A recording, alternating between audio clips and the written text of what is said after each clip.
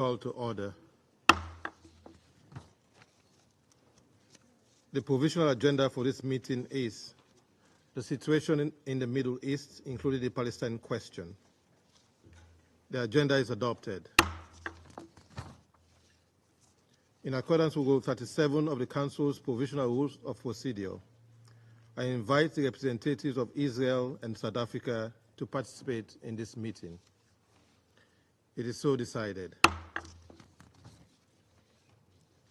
I propose that the Council invites the permanent observer of the Observer State of Palestine to the United Nations to participate in the meeting in accordance with the Provisional Rules of Procedure and the previous practice in this regard. There being no objection, it is so decided. In accordance with Rule 39 of the Council's Provisional Rules of Procedure, I invite the following briefers to participate in this meeting: Ms. Rosemary DiCarlo, Under Secretary General for Political and Peacebuilding Affairs, and Ms. Lisa Dottin, Director of Financing and Partnership Division, Office for the Coordination of Humanitarian Affairs. It is so decided. The Security Council will now begin its consideration of Item 2 of the agenda. I now give the floor to Ms. Rosemary DiCarlo. Mr. President, members of the Security Council, once again, the Council is coming together to discuss alarming developments and increasing tensions in the Middle East. The devastating Israeli attack on the Al-Tibin school in Gaza City, which prompted this meeting, points once again to the desperate need to reach a ceasefire, free the hostages, and scale up humanitarian aid to Gaza. The Israel Defense Forces airstrike in the Al-Tibin school compound took place early on 10 August. It killed dozens of Palestinians and wounded many others, including women and children, according to local Palestinian sources. The Secretary General condemned the continued loss of life in Gaza following another attack on a school sheltering hundreds of displaced Palestinian families. According to Israel, the IDF targeted a Hamas command center and a mosque inside the school compound and killed at least 31 Hamas and Palestinian Islamic Jihad fighters. As the Secretary General underlined yesterday, international humanitarian law, including the principles of distinction, proportionality, and precautions in attack, must be upheld at all times. Also yesterday, Hamas announced the killing of a hostage and serious injury of two others by Hamas militants while in captivity in Gaza. Both sides have stated they are looking into the incidents. Mr. President, with hostilities continuing across the Strip, including in the north around Gaza City, in the middle area in Khan Yunis, and in and around Rafah, the situation remains catastrophic for civilians. No place is safe in Gaza, yet civilians continue to be ordered to evacuate to ever-shrinking areas. My colleague, Director Dottin, from OCHA will brief you shortly in more detail regarding the dire humanitarian conditions in Gaza. 10 months since the start of the war, the threat of further regional escalation is more palpable and chilling than ever. Exchanges of fire across the Blue Line have continued nearly daily. Since I last briefed on 31 July, numerous projectiles have been fired from Lebanon across the Blue Line, causing damage to buildings and bushfires in open areas. The IDF has responded with strikes across the Blue Line into southern Lebanon. Uncrewed aerial vehicles crossing the Blue Line from southern Lebanon have also continued. An IDF base was hit or struck. Mr. President, I urge continued attention to the worsening situation and ongoing violence in the occupied West Bank, including East Jerusalem. On 3 August, the IDF said it conducted 2 airstrikes on a Hamas cell in Tulkarem, killing 9 Palestinians who the IDF said were planning to conduct an attack inside Israel. Separate IDF operations in Jenin and Tubas early last week also killed another 16 Palestinians. On 11 August, a shooting attack claimed by Hamas killed one Israeli civilian and wounded another in the northern Jordan Valley in the occupied West Bank. Another Palestinian shooting attack, Melkalkilia, reportedly injured one Israeli and two Palestinians. The assailant, who was claimed by Hamas as an Al-Qassam Brigade's commander, was subsequently killed by ISF. Mr. President, if the slide towards an even greater catastrophe is to be halted, the parties must end all escalatory rhetoric and actions. I reiterate the Secretary General's call for all to work vigorously towards regional de-escalation in the interest of long-term peace and stability. I welcome efforts by Egypt, Qatar, and the United States to bring both sides to conclude a deal to bring about a ceasefire, the release of hostages, and desperately needed humanitarian relief. As the leaders of Egypt, Qatar, and the United States emphasized in their joint statement on 8 August, and I quote, "There is no further time to waste, nor excuses from any party for further delay," end quote. Their call for immediate relief to the people of Gaza and the hostages and their families must be heeded. I urge all parties to prioritize the protection of civilians and promptly conclude this deal as endorsed by the Security Council in Resolution 2735. The United Nations is committed to supporting all efforts towards this goal and remains in close contact with the relevant parties. Mr. President, the killing, destruction, and suffering in Gaza must end. The hostages must be reunited with their families. But even as efforts to achieve these goals continue, we cannot lose sight of what we consider indisputable.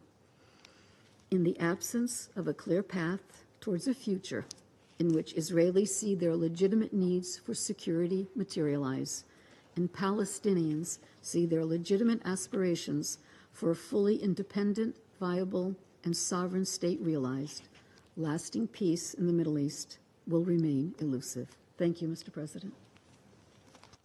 I thank Ms. DiCarlo for our briefing. I now give the floor to Ms. Lisa Dottin. Thank you, Mr. President, members of the Security Council. Here we are again in the aftermath of yet another horrendous episode in this brutal war in Gaza. Like Undersecretary General DiCarlo, we're deeply horrified by the strike on Al-Tabayin school in Ad-Daraj by Israeli forces on Saturday. The school was sheltering several hundred displaced families, many of whom had moved there because of recent evacuation orders. And the strike was conducted during dawn prayers.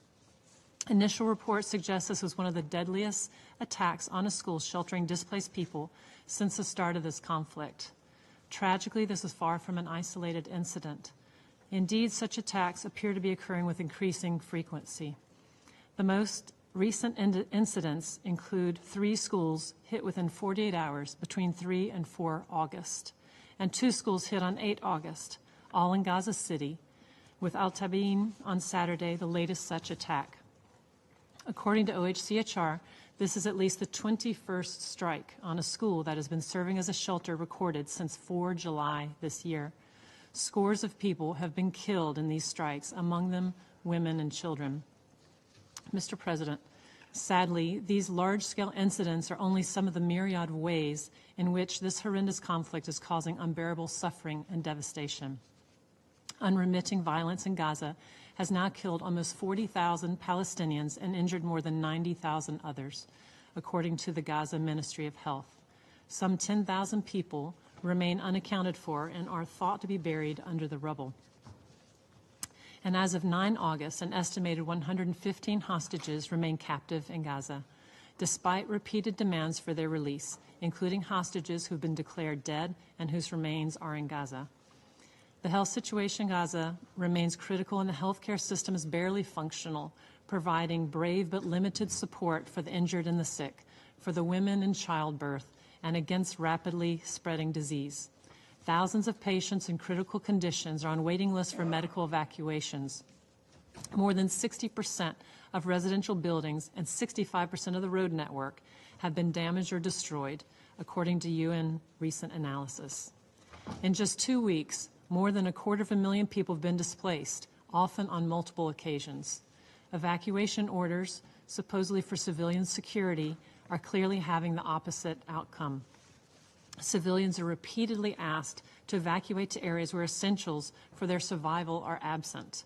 They're repeatedly being killed and injured in the very places they've been told were safe to go. Shelters and displacement camps are reportedly used for military purposes by Palestinian armed groups, exposing those sheltering there to terrible danger. Overcrowding in these places is putting immense strain on already severely stretched water, sanitation, and hygiene facilities. Acute respiratory infections, diarrheal illnesses, acute jaundice syndrome, and skin infections are all surging. And, very worryingly, with school immunization programs practically impossible, polio looms as a new threat after 6 circulating poliovirus strains were detected in environmental samples in June. As a matter of urgency, health workers must be allowed to carry out an immunization campaign. This war is destroying lives, dreams, and futures. More than 500,000 students have lost an entire academic year, with 39,000 students missing their final exams. Even if this war were to end today, we estimate that at least 8 in 10 schools would require rehabilitation.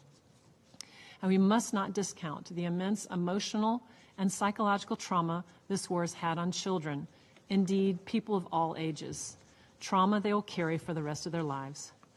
It bears repeating. There's no protection of civilians in Gaza. Alongside the relentless mass displacement within Gaza, many thousands of Palestinians have left and many more are trying to. As this conflict persists and lives are threatened daily, civilians must be allowed to seek protection. Those displaced must also be guaranteed the right to voluntarily return. What we're seeing in Gaza is the result of a war waged with pitiful, if any, regard for the requirements of international law. I share the Secretary General's and others' deep concern about violations of international humanitarian law being committed throughout this conflict. Mr. President, in the middle of the spiraling catastrophe in Gaza, the humanitarian community doggedly continues efforts to mount an effective response. We do what we can to increase food assistance, provide education support, and boost hospital capacity. Efforts are also ongoing to avert the spread of polio.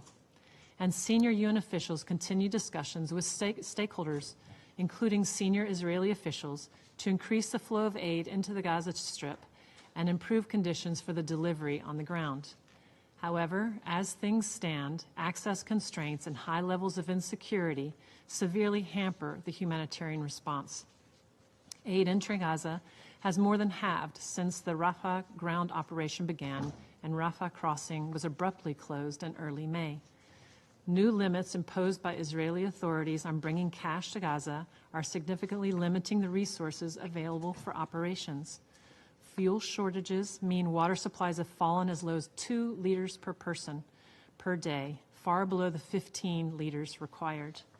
Organized crime and looting along the route used by humanitarians dispatching cargo from Kerem Shalom crossing continue to hinder aid delivery. Access to people in need remains a challenge. The increase in bureaucratic and administrative impediments, such as delays in visa issuance and renewals for broader operational support and management, is severely impacting the response. And our concerns for the safety of staff keep growing, with attacks on or near aid vehicles that have been coordinated on the rise. Recently, within a 12-day period, there's been 4 shooting incidents involving UN convoys, including on a vehicle carrying children on their way to be reunited with their father. NGOs and the Palestinian Red Crescent all report similar attacks. The result is that hundreds of thousands of people are not getting the life-saving humanitarian assistance they so desperately need. Mr. President, how much longer can this continue? How many more tragedies, such as the one in Al-Tabim school, must happen before action is taken? Can this Council look at the children, the people of Gaza, and all those affected by this war in the eye as humanitarian workers have to do every single day, and swear that no stone has been left unturned to end their suffering. The urgent requirements, so often repeated, remain the same. First, an immediate cessation of hostilities and sustained ceasefire. Secondly, strict adherence to international humanitarian law by all sides. This entails releasing all hostages. It also entails protecting civilians and meeting their essential needs, including by ensuring the unhindered provision of humanitarian assistance throughout Gaza, as ordered by the International Court of Justice, including through UNRWA. And lastly, we have said before in this context, all member states must use all of their leverage to prevent and stop violations of international humanitarian law, including through diplomatic and economic pressure, and conditioning arms exports on compliance with the rules of war and cooperation in combating impunity. We must remember that this is now one of the several conflicts in Gaza over the years which humanitarians have had to respond to. Conflicts that the population in Gaza was never afforded the ability to recover from or repair. The past 10 months have destroyed what little hope for a future existed for any surviving child. I urge this Council and all member states to use your influence to protect civilians and bring an end to this conflict and its intolerable toll. It's imperative that mutual security and lasting peace is pursued so that hope can be restored, so that civilians there can enjoy the hope that we take for granted and the hope that they have never experienced. Thank you, Mr. President. I thank Ms. Doughton for her briefing. I now give the floor to those council members who wish to make statement. I give the floor to the representative of Algeria.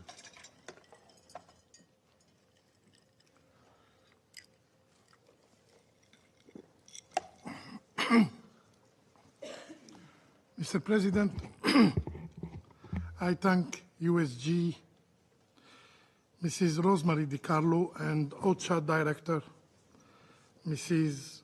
Lisa Doughton, for their briefing. I will start my statement by the same question of Mrs. Doughton. How long? Is it going to be yet another ineffective, vain, and hopeless meeting of the Security Council? Are we going to count and count the number of deaths in Gaza? The answer is simple. This is neither what the Council is designed for, nor what the international community expects from us. More importantly, this is not how the Council should address the Palestinians' plea, the Palestinians' quest for justice, the Palestinian right to exist. Our Council has the legal and moral primary responsibility to act, and to act firmly, to shoulder its mandate in preserving international peace and security. Mr. President, for 311 days, our Council has been constantly fooled and disregarded, while an entire population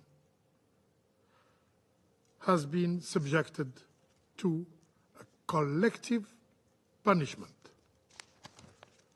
Last Saturday,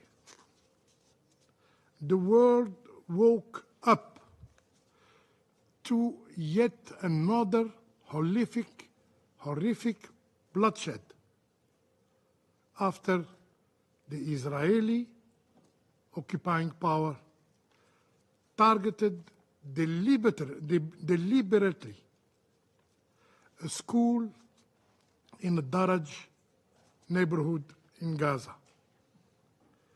It was the third school bombed in 2 days. It was a civilian structure, sheltering civilians by the testimony of the international community. Our Secretary General said it clearly. The school was sheltering hundreds of displaced Palestinian families. The Euro-made Humanitarian Rights Monitor also stressed that the school was nothing but a dilapidated place that hundreds of families have taken refuge in. These testimonies of one of the survivors is harrowing. A father said that he has been given 18 kilogram of body parts, and he buried them as the body of his young son. Mr. President, this heinous massacre of Ad-Daraj and the previous ones wouldn't have been possible without the generous financial and military assistance freely provided to the Israeli aggressor. More than 100 innocent lives were sacrificed in Ad-Daraj, among them women and children, in addition to the nearly 40,000 Palestinian martyrs so far. Were these martyrs not human? With their dreams, with their hopes, as we all do? Is the Council's role limited to keeping a record of lost lives? Again, the answer is simple. Our Council must, and now, fulfill its responsibilities and honor its commitment. Its responsibility to tackle the root cause of the Palestinian question, which is the illegal occupation of the Palestinian land. Its responsibility to hold the occupying power accountable using all legal means, including sanctions. Yes, sanction mechanism. Third, its commitment to achieve a just and lasting peace in the Middle East and to prevent the dangerous escalation provoked by the Israeli occupying power. Mr. President, the Israeli occupying power continue to defy the very commitment of this Council, made in Resolution 2735, calling for the implementation of an immediate ceasefire in Gaza. Immediate ceasefire in Gaza. This resolution is seriously jeopardized by the intensifying aggression of the Israeli occupying power against Gaza. Algeria warns against this continuing sabotage of effort made by the United States, Egypt, and Qatar to implement this resolution urgently and effectively.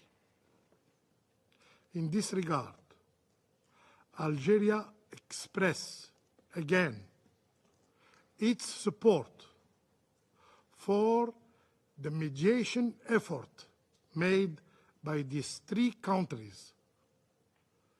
There is no room for delaying or over-complicating negotiation by adding new conditionalities or new demand.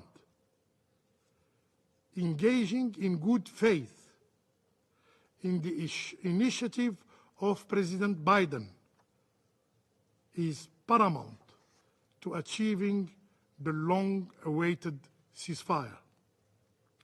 Mr. President, for the sake of humanity's value, we must act now.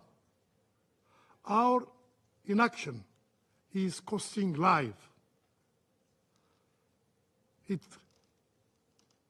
and jeopardizing the destiny of a whole people, the Palestinian people. I thank you. I thank the representative of Algeria for their statement. I give the floor to the representative of Slovenia. Thank you very much, Mr. President, and thank you for organizing this urgent meeting as requested by Algeria. I also want to thank Undersecretary General De Carlo as well as Director Doughton for their briefings today. Mr. President, this Saturday, the world was once again shell-shocked by another devastating airstrike in Gaza, one of the deadliest ones yet. Slovenia strongly condemns the Israeli attack on Al-Tabin school in central Gaza City, in complete disregard for the fate of Palestinian lives. There are serious claims that Hamas is embedding itself among the civilian population in civilian infrastructure. We strongly condemn such actions. Hamas must stop sacrificing their fellow Palestinians and putting them in mortal danger. On the other hand, we are horrified by the series of military attacks on schools that we have witnessed recently. We repeat our call for full respect of international law, including Security Council Resolution 2601. Just yesterday, we marked 75 years of Geneva Conventions, which are being seriously tested these days in Gaza and in other conflicts. Slovenia is gravely concerned about the potential for tensions to spiral further out of control into a broader regional conflict, with devastating consequences beyond Gaza's borders. We call for maximum restraint by all actors in the region to prevent us from going down a road of no return. There is an urgent need to refrain from further attacks and threatening rhetorics. Colleagues, the resolution this Council needs to focus on as a priority is 2735. We express our full support to the mediators and their call on both sides to conclude talks on a ceasefire and the release of hostages and prisoners. In this regard, we call on both sides to resume the negotiations this week. We call on both sides to commit to concluding the deal without delay. It has been more than 2 months since the Council demanded a ceasefire.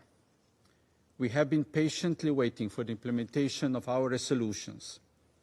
Meanwhile, we have been witnessing a continuation of deadly attacks and civilian casualties. And we have been observing Palestinians being chased across Gaza. There is no more time to spare. There are no more innocent lives to be wasted.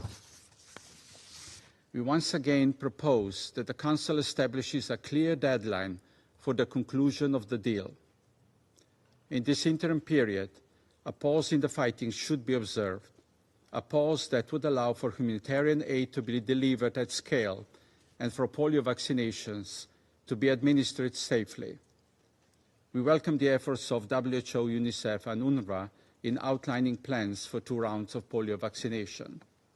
If a deal is, however, not reached, this Council should, without delay, discuss how to ensure compliance with its resolutions in the face of immense suffering in Gaza. And indeed, as Director Doughton said, we should not leave any stone unturned. Mr. President, yesterday a journalist asked me how many more briefings this Council needs to start changing the situation in Gaza. Indeed, we are receiving briefings so that we can take action. We adopted 4 resolutions, but we never followed up on their implementation. The time for action is now. It is time for ceasefire to be finally reached, or else it is time for this Council to ensure it finally happens. Thank you. I thank the representative of Slovenia for their statement. I give the floor to the representative of Mozambique. Mr. President, Mozambique wishes to commend Algeria for requesting this meeting. We praise Sierra Leone's presidency for convening this urgent briefing on the situation in the Middle East, including the Palestinian question. We are grateful to Ms. Rosemary DiCarlo, Under Secretary General, and Ms. Lisa Doughton, a representative of OCHA, for their briefing to the Council.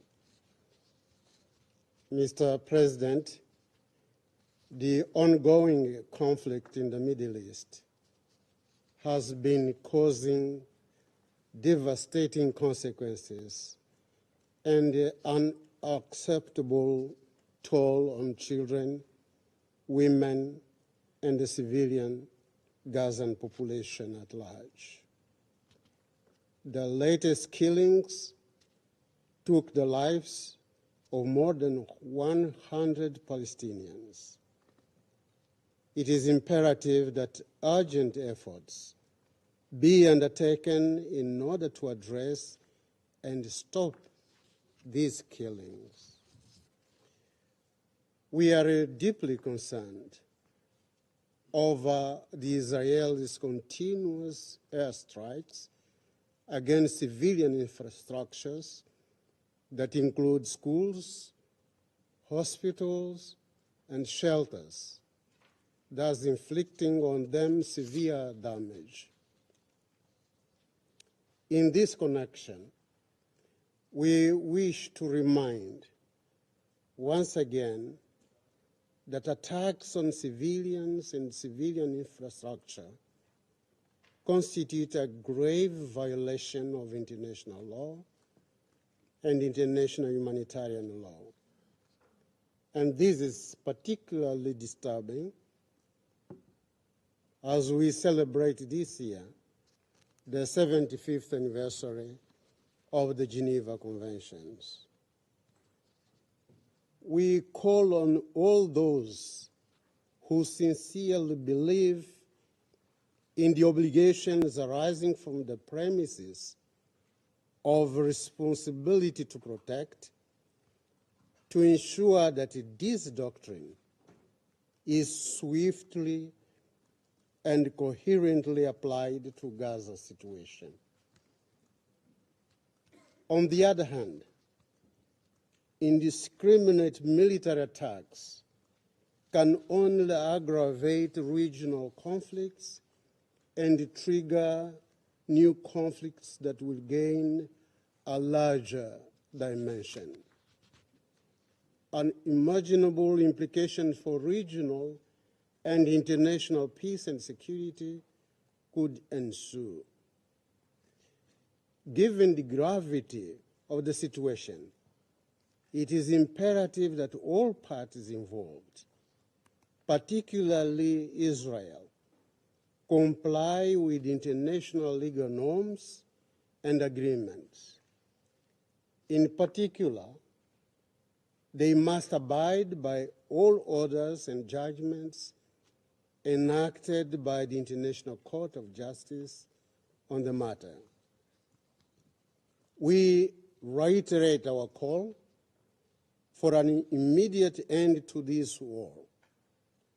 we urge the parties to implement without reservation and without further delay all Security Council resolutions that we have taken on this conflict. As advocates of peace, security, and humanitarian aid, it is crucial that we underscore the importance of raising awareness about these heartbreaking events described by our briefers. Mr. President, we hold the view that resolving this conflict in the Gaza Strip and Palestine requires approach encompassing negotiations. This approach must include plans for economic development, humanitarian aid, reconstruction of Gaza, and regional collaboration. These are the necessary steps that will pave the way towards a lasting and sustainable peace.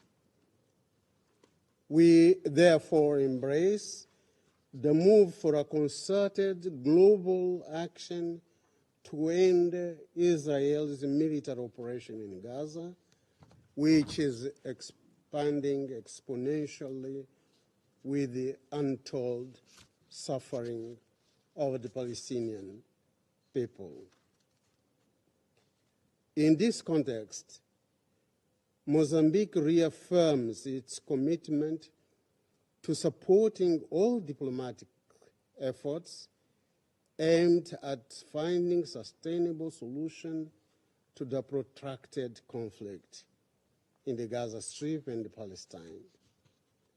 We reiterate our full support for the ongoing diplomatic efforts by the United States of America, Egypt, Qatar, and other Arab countries, as well as the international community at large, in pursuit of a lasting solution to the protracted conflict in the Gaza Strip.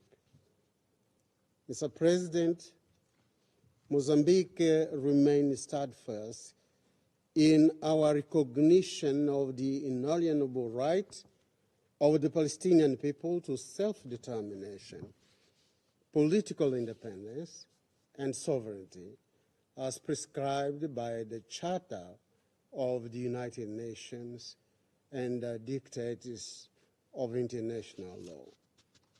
We reiterate the urgent need for the implementation of a two-state solution, a solution based on the existence of two independent and sovereign states, Israel and Palestine, living side by side in peace and security, both as members of the United Nations. I thank you, Mr. President. I thank the representative of Mozambique for their statement. I give the floor to the representative of the United Kingdom. Thank you, President. I thank Under-Secretary General Di Carlo and Director Doughton from OCHA for their briefings. President, the UK is appalled by the Israeli military strike on Al Tabeen School, where Palestinian civilians were sheltering. The UN tells us this strike killed dozens of Palestinians, many of whom are reported to be women and children. Sadly, this was not the only Israeli strike on schools turned shelters we have seen. There were 17 such attacks in July alone. Palestinians have nowhere safe to turn. 86% of Gaza is now under evacuation orders. And in recent days, we've seen some of the largest orders to date, impacting tens of thousands of people, displaced multiple times over. Families are forced to move back and forth, but with none of these places offering the safety or security they so desperately need. On top of that, some of these orders have been issued by Israel in the middle of the night, with minimal notice to allow civilians to flee. Israel must ensure it complies with its obligations under international humanitarian law to protect civilians.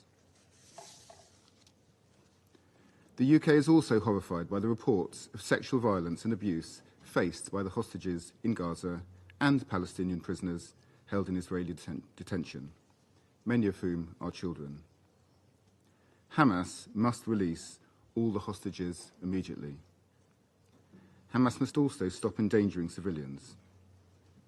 And Israel must grant the ICRC access to prisoners immediately and ensure accountability if anyone is found to be responsible for the abuse of detainees.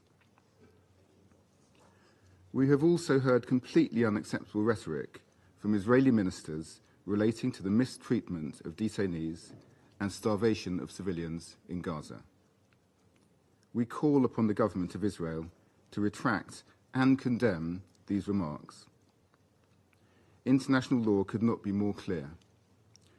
Systemic mistreatment of detainees and the international starvation of civilians are war crimes. President, another deadly threat is on the horizon for the people of Gaza.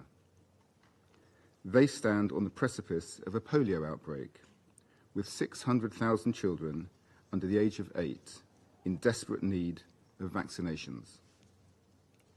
We call on the parties to cooperate urgently with the World Health Organization to facilitate vaccine rollouts and ensure the safety of humanitarian workers. We call on Israel to allow unfettered aid access into Gaza and to put in place an effective deconfliction mechanism to ensure aid can be delivered safely. Finally, President, I reiterate the UK's call for regional de-escalation, as my Prime Minister made clear in his call with Iranian President Pezeshkian last night. Thanks to the tireless efforts of the US, Qatar and Egypt, there is a ceasefire deal on the table for Gaza. My Prime Minister joined with his French and German counterparts to urge the parties to resume discussions on 15 August and get the deal done. We need an immediate ceasefire. We must get the hostages out, get much more aid in, and move quickly towards a two-state solution with a safe and secure Israel alongside a viable and sovereign Palestinian state. I thank you. I thank the representative of United Kingdom for their statement. I give the floor to the representative of China. President, I thank Algeria for requesting this meeting. Thank you to USDD Carlo and Director Ms. Dalton for their briefings. Israel's airstrike on the Tabin school in Gaza last week claimed around 100 innocent civilian lives. China strongly condemns this attack. Civilians and civilian infrastructure must not be the target of military operations. This is a red line under the international humanitarian law. Attacking in broad daylight a school where a large number of civilians are seeking shelter again and again is a heinous act. Over the past 10 months, millions of people in Gaza have seen their homes destroyed, their loved ones separated, they've been forced to move from place to place in search of a corner of peace, only to be met with indiscriminate bombardment and death that could befall them at any moment. As we speak, nowhere is safe in Gaza. In Khan Yunis, a place once declared a so-called safe zone by Israel, the people there have been forced to flee in the face of new bombing raids. The desperate people of Gaza want to know where is the end of the war and where is the hope for survival. An immediate and durable ceasefire is what the people of Gaza yearn for.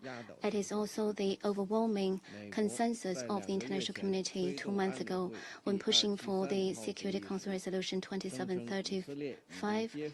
The U.S. claimed that Israel had accepted a ceasefire agreement, but the reality is quite the opposite. Instead of credible signs of Israel's commitment to a ceasefire, what we see is ever-expanding military operations and ever-rising civilian casualties.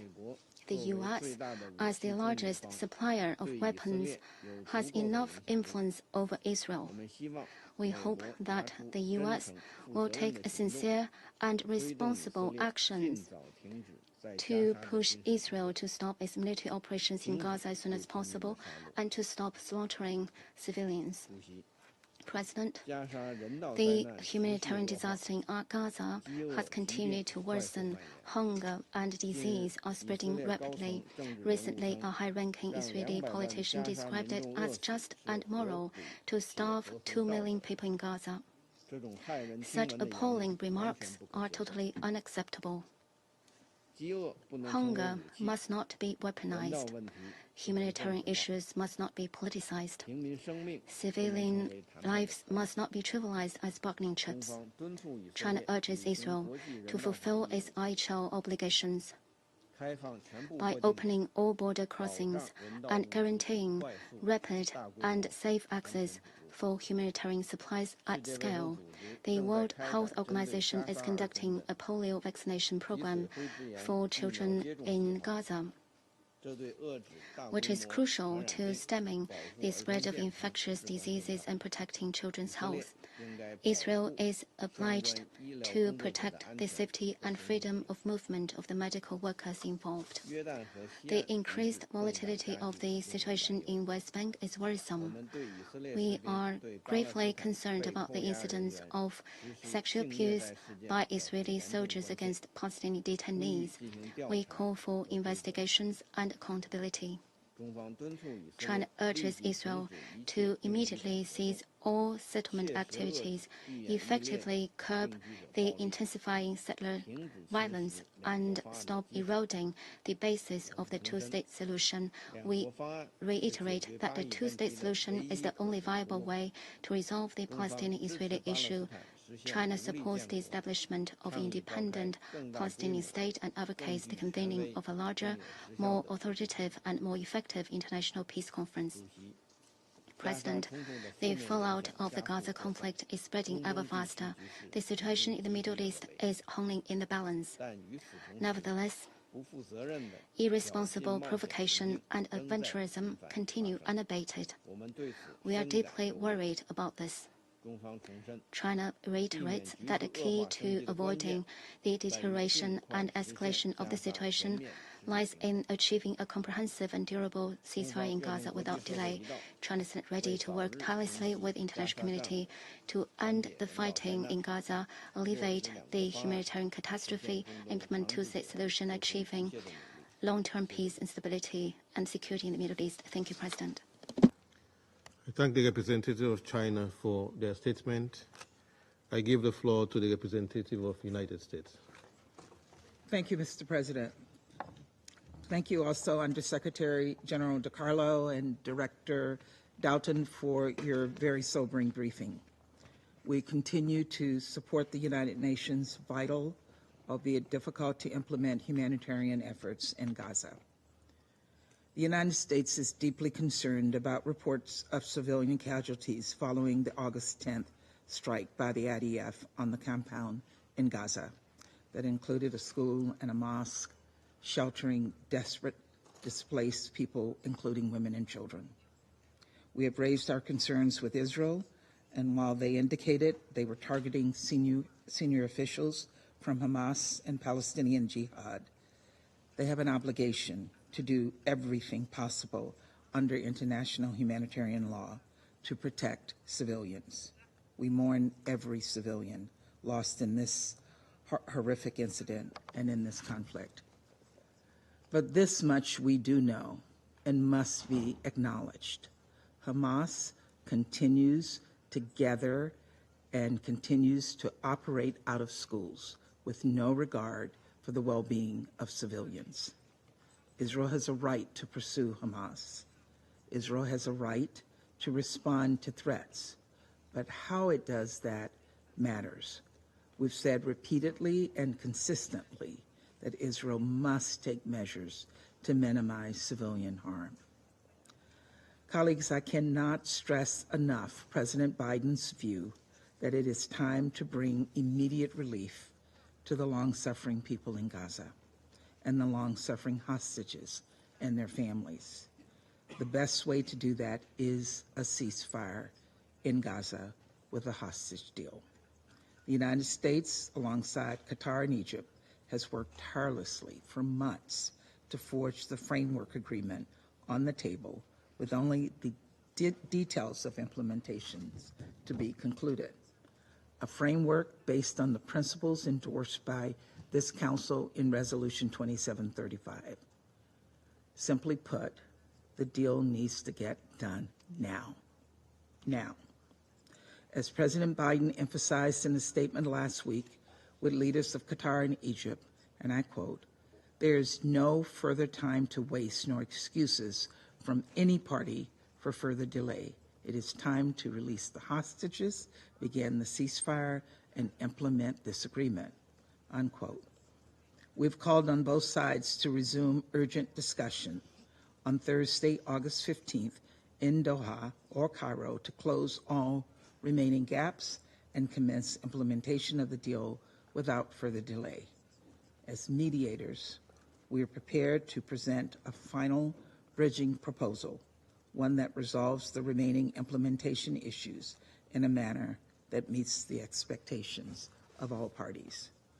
We welcome the statements of support for this effort, such as the one issued by Algeria over the weekend, and we call on every member of this Council to speak with one voice, to press Hamas to participate in the discussions on August 15th, and for both sides to agree to implement the deal on the table without further conditions or delays. A durable ceasefire could accelerate efforts to restore basic services, including electricity and water and sanitation, bringing much-needed relief to Palestinian civilians, many of whom have been displaced multiple times. It could enable an urgently needed vaccination campaign to stop the spread of polio, and it would facilitate the release of all hostages held by Hamas, including 8 Americans and citizens from many other countries. We also have been clear that a ceasefire in Gaza could help enable diplomatic efforts to restore calm along the Blue Line and reduce regional tensions. Indeed, from the start of this conflict between Hamas and Israel, the United States has worked to avoid a situation in which the fighting in Gaza spirals into a broader regional conflict. 4 months ago exactly, on April 13th, the United States worked closely with Israel and our partners in the region to repel Iran's unprecedented attack on Israel and stave off a broader conflict. Now we're once again in a moment of heightened threat. Consequently, the United States has taken needed precautionary steps, including moving an aircraft carrier group and additional air assets to the region so that should the situation arise again, we are prepared to defend Israel and U.S. military personnel in the region against any threats. But let me be clear, our deployment of additional military assets are not a prediction of what is to come. A broader regional conflict is not inevitable.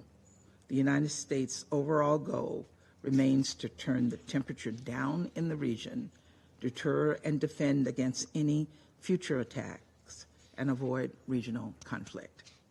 That starts with finalizing a deal for an immediate ceasefire with hostage release in Gaza. We need to get this over the finish line. Again, we urge every member of this Council to say clearly and unequivocally that it is time to finalize and implement this agreement. Thank you, Mr. President. I thank the representative of the United States for their statement. I give the floor to the representative of Japan. Thank you, Mr. President. I also thank USG DiCarlo and Director Dalton for their briefings. The number of civilian casualties and the degree of suffering we have seen in Gaza for more than 300 days of conflict are unbearable and distressing. Today, this urgent meeting is convened following yet another grave incident. Japan expresses its deep concern over the loss of many civilian lives and injuries caused by the Israeli airstrikes on Al-Tabein school last Saturday. It is appalling that numerous civilian casualties have occurred in schools and hospitals. All parties must strictly abide by relevant principles of international law, especially the protection of civilians. We urge Israel to make every effort to avoid civilian harm. Mr. President, Gaza is truly in agony. Nearly 1.9 million people are forcibly displaced due to the repeated evacuation order by Israel, fleeing again and again to places where life is barely tenable.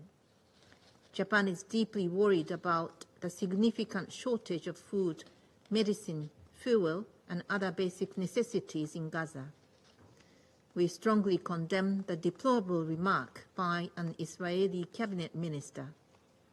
Starving more than 2 million Palestinians in Gaza cannot be justified.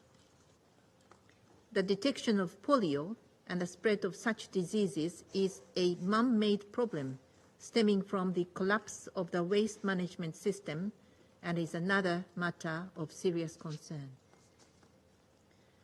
The Rafah crossing must be reopened and the safety of aid workers must be assured at all times to provide the minimum of survival, but also to protect human dignity.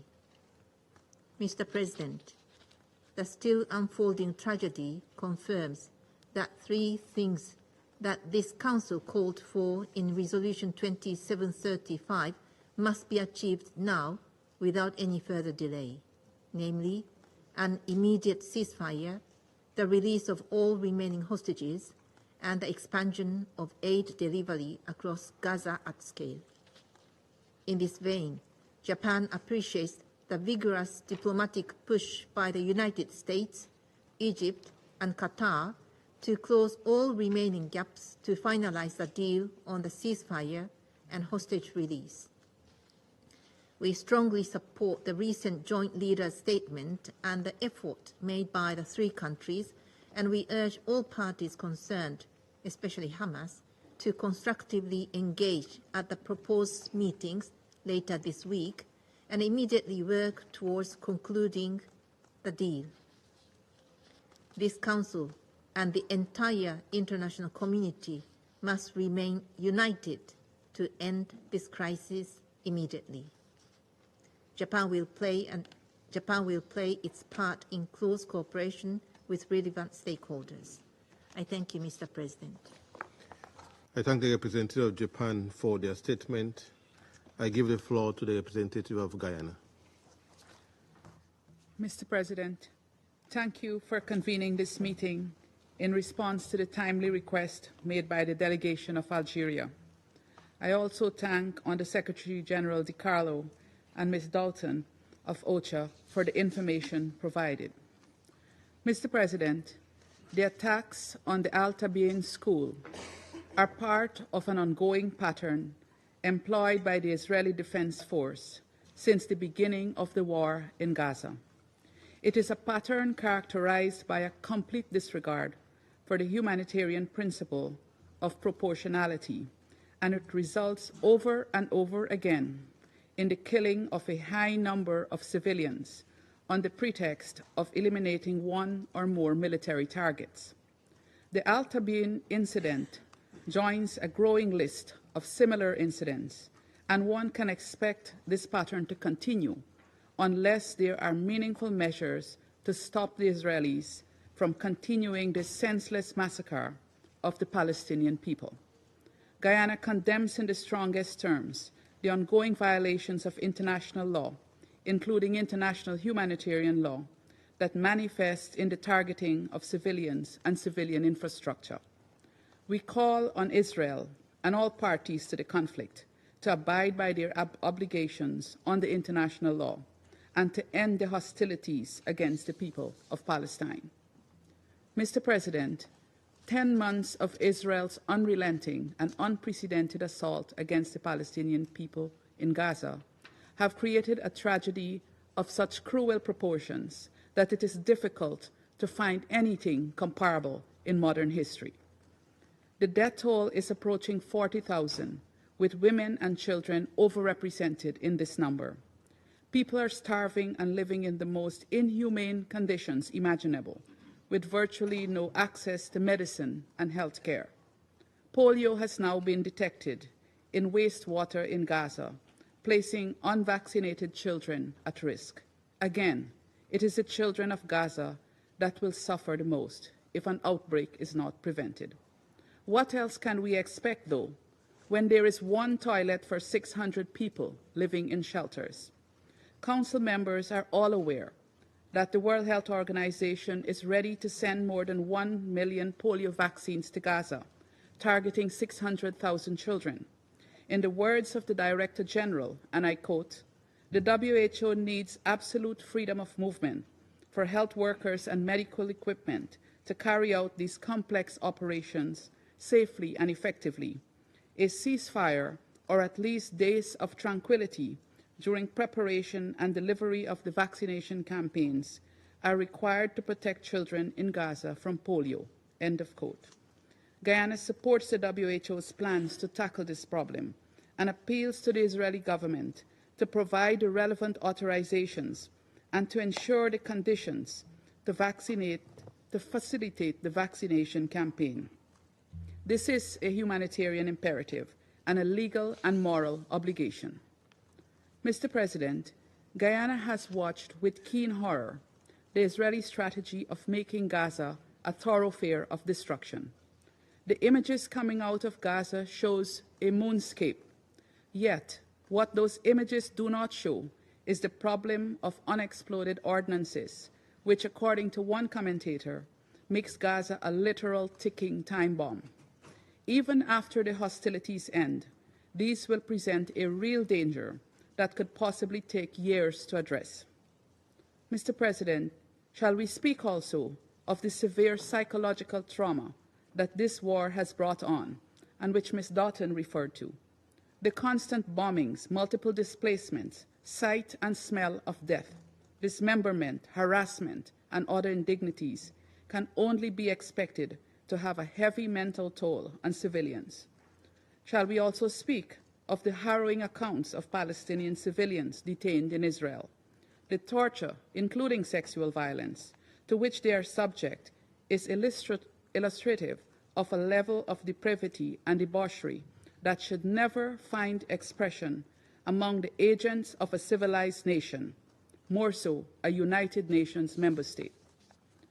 But all of this represents the occupying power executing its colonialist aspirations, fueled by a racist and religious ideology of superiority that allows it to treat Palestinians as inferior. It is an ideology that promotes the subjugation of the Palestinian people. This is the reason that Israel's response to 7th of October has been so over the top. It is to pummel the Palestinians into relinquishing any aspiration to freedom and self-determination. It is part of the wider strategy that we are also witnessing in the occupied West Bank, characterized by the ongoing illegal settlement activity and the accompanying violence under the watchful and encouraging eyes of the Israeli security forces. This Council has a responsibility to end the impunity with which Israel has been carrying out its atrocities against the Palestinian people. It flies in the face of everything that the United Nations is built on: peace and security, human rights, and sustainable development. We cannot allow this to continue. Mr. President, it has been more than 2 months since this Council passed Resolution 2735, endorsing the efforts of the United States, Qatar, and Egypt, for which we thank them. Since then, 2,600 more Palestinians in Gaza have been killed, and over 7,000 more injured. Ms. Dalton asked how long. We ask how many more. We stress again the obligation of the parties to implement the provisions of Resolution 2735, to reach a deal for a ceasefire, the release of hostages, and for adequate humanitarian assistance to reach the people of Gaza. We also underline the obligation of Israel to abide by the ICJ orders, mandating that Israel takes the necessary steps to protect Palestinian lives and well-being and prevent genocide. In closing, Mr. President, implementation of the two-state solution is way overdue and is the only viable path to peace.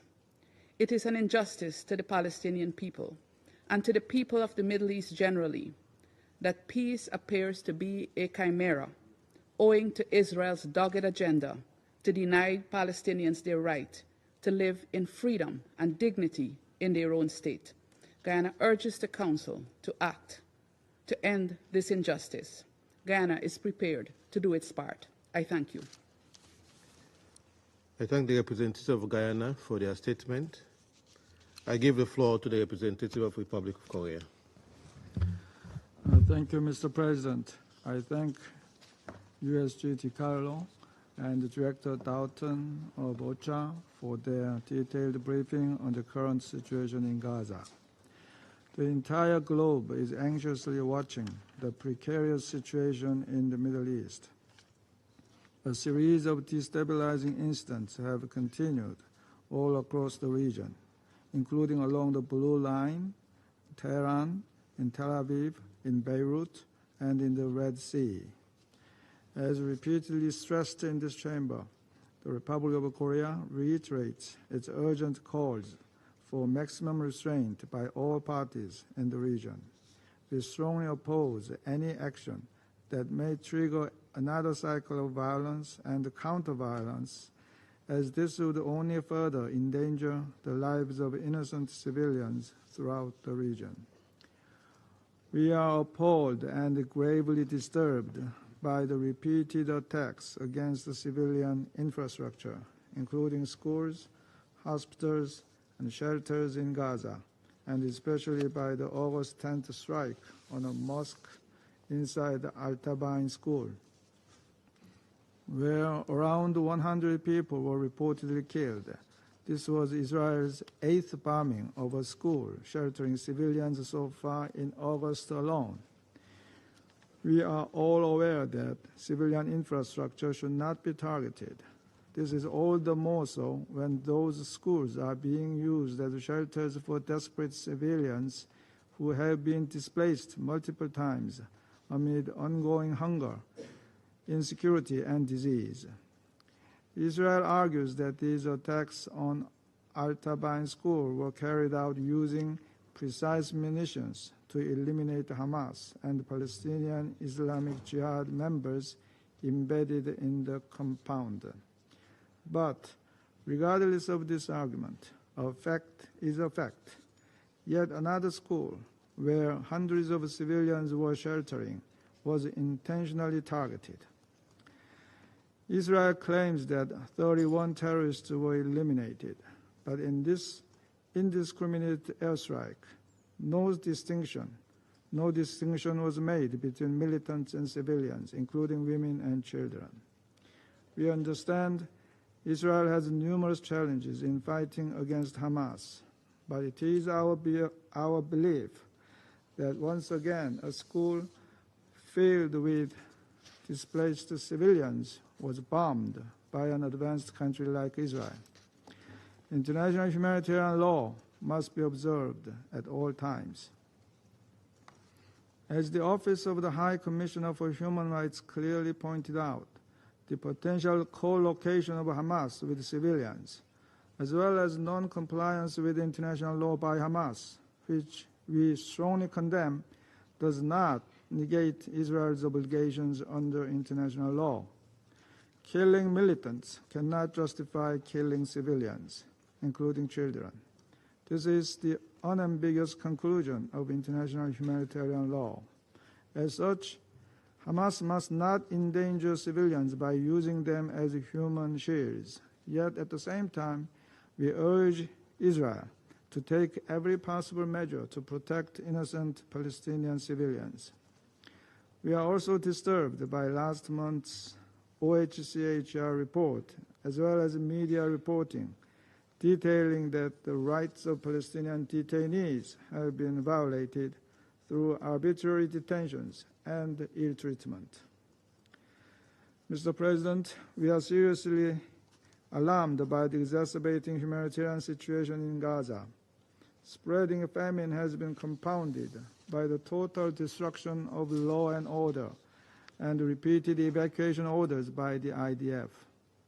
We urge Israel to implement all possible measures to enhance the swift and safe delivery of humanitarian aid throughout Gaza at scale. Humanitarian workers, notably UNRWA's, must be protected and their activities should be ensured.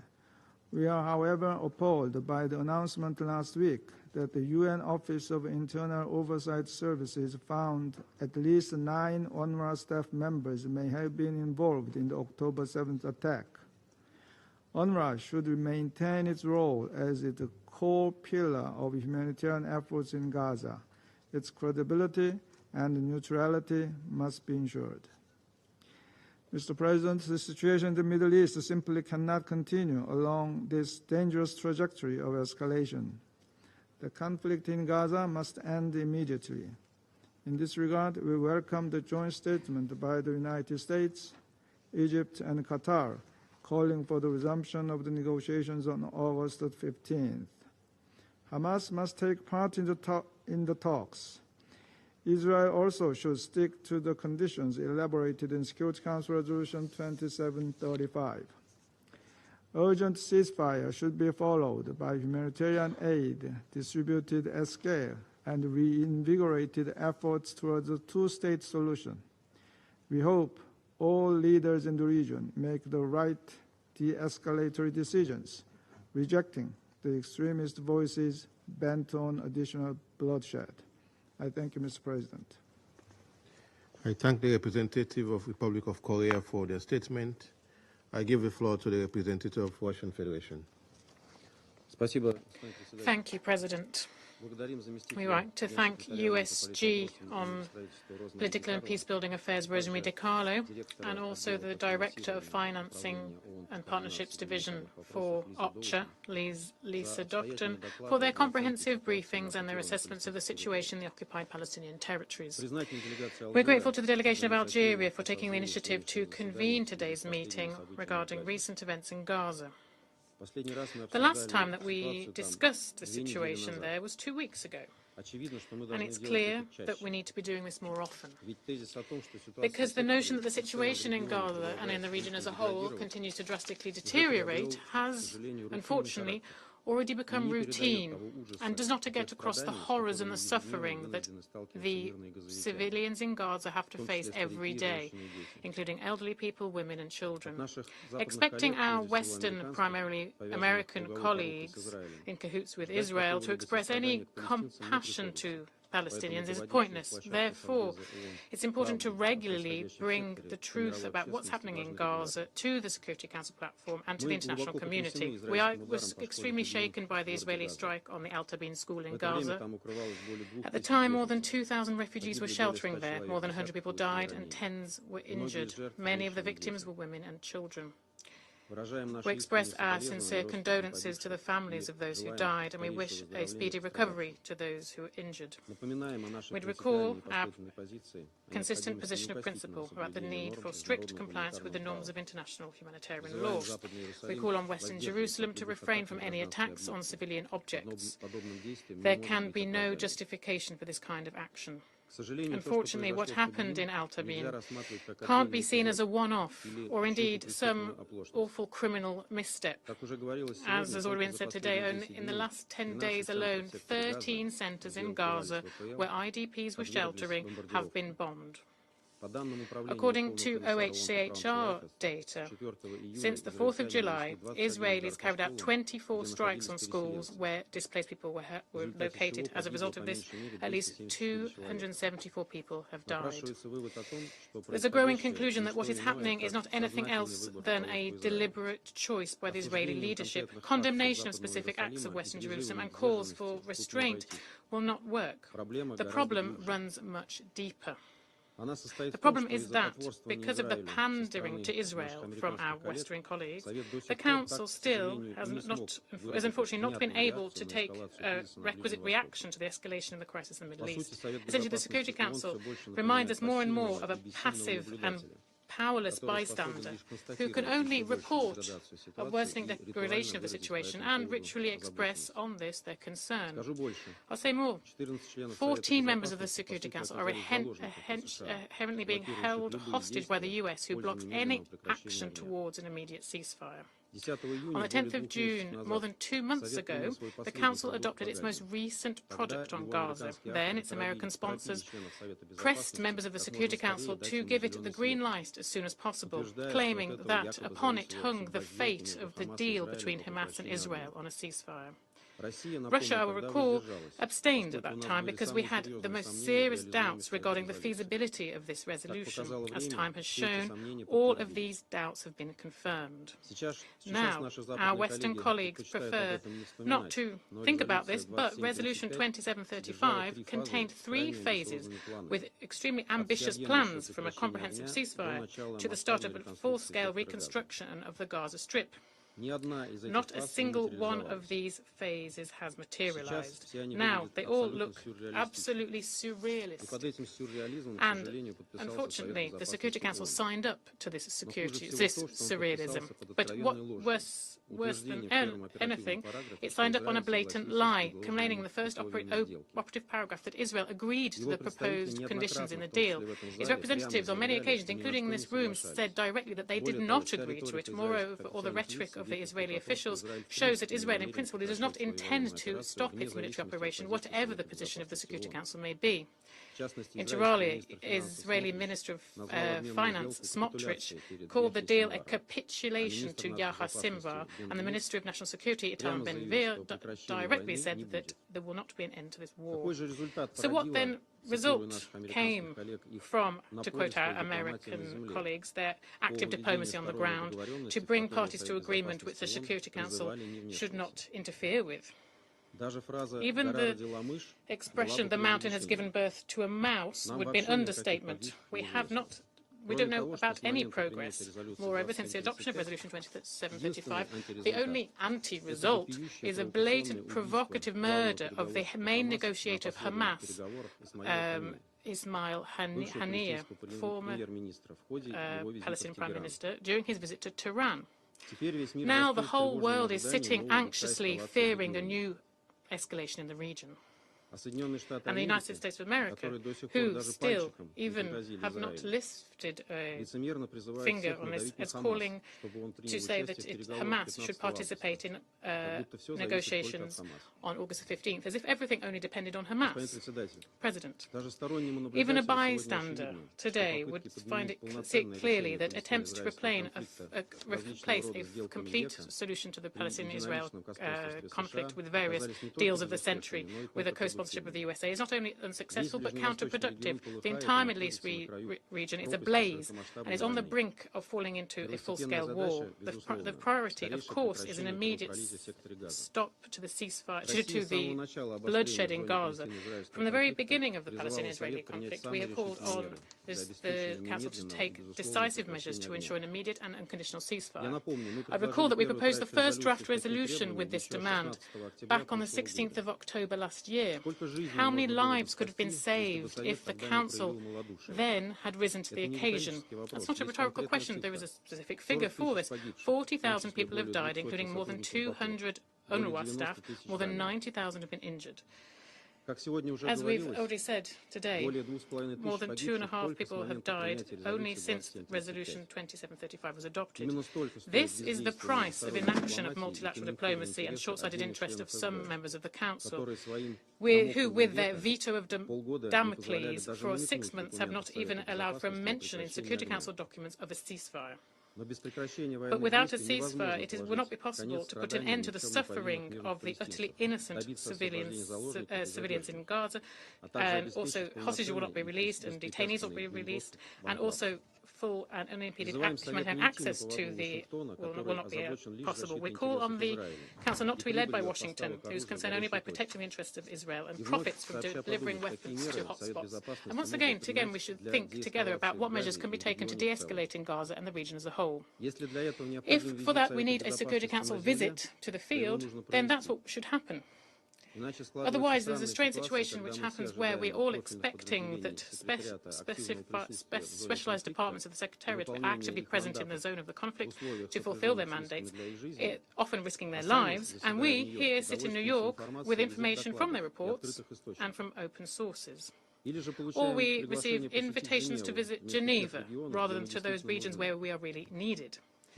The Middle East should be a priority for Council visits, which should not become political tourism to comfortable locations. It is necessary also to have a second look at the question of how the presence on the ground of specialised missions could be reformatted, primarily UNTSO. We need to think about the possibility of strengthening the mandate, if necessary, without tying it to the consent of both parties, if needed. It's clear that that will never be received. General Patrick Gosha has twice briefed the Council already, underscoring specific practical questions which need to be resolved so that to breathe new life into his mission's mandate, which is very much needed in the circumstances of the current escalation. We call on colleagues on the Council to not sit idly by, but actively involve themselves in these discussions. The Council cannot and not should close its eyes to what is happening in the Middle East, and for the benefit of one delegation, neglect its direct mandate to maintain international peace and security. And nor should it forget about its own decisions about the need to create an independent, sovereign Palestinian state within 1967 borders, with East Jerusalem as its capital, living side by side in peace and security with Israel. And no other schemes and concepts should replace this foundation of peace in the Middle East. We are ready to cooperate with all of those who share this approach. Thank you for your attention. I thank the representative of Russian Federation for their statement. I give the floor to the representative of Malta. Thank you, President. And I also thank Undersecretary Rosemary DiCarlo and Director Lisa Doughton for the herring briefings today. Malta condemns the horrific strike on the Al Tabeen school in Gaza last weekend, which reportedly killed dozens of civilians, including children. This is a continuation of the deeply concerning pattern of strikes on Palestinian education facilities. Al Tabeen school was a refuge for hundreds of displaced Palestinians. We urge Israel to cease attacks on civilians and civilian objects and to take immediate, decisive action to adhere to international human rights and humanitarian law. It is unacceptable that the civilian casualties of this war have reached 40,000, and by some estimates may be as high as 180,000, and that several hostages, including children, remain captive in Gaza for 312 days. Innocent lives on both sides should be safeguarded at all costs. The status quo reflects an apparent complete disregard for international law as the modus operandi of the conflict parties. Hamas's use of the civilian infrastructure for militant purposes, including through the firing of rockets into Israel, directly jeopardizes civilians, which we wholly condemn, and, as we have consistently condemned, the terror attacks, including those of 7th October. Nonetheless, strict compliance with international law, including international humanitarian law, remains a paramount obligation of the conflict parties, including Israel.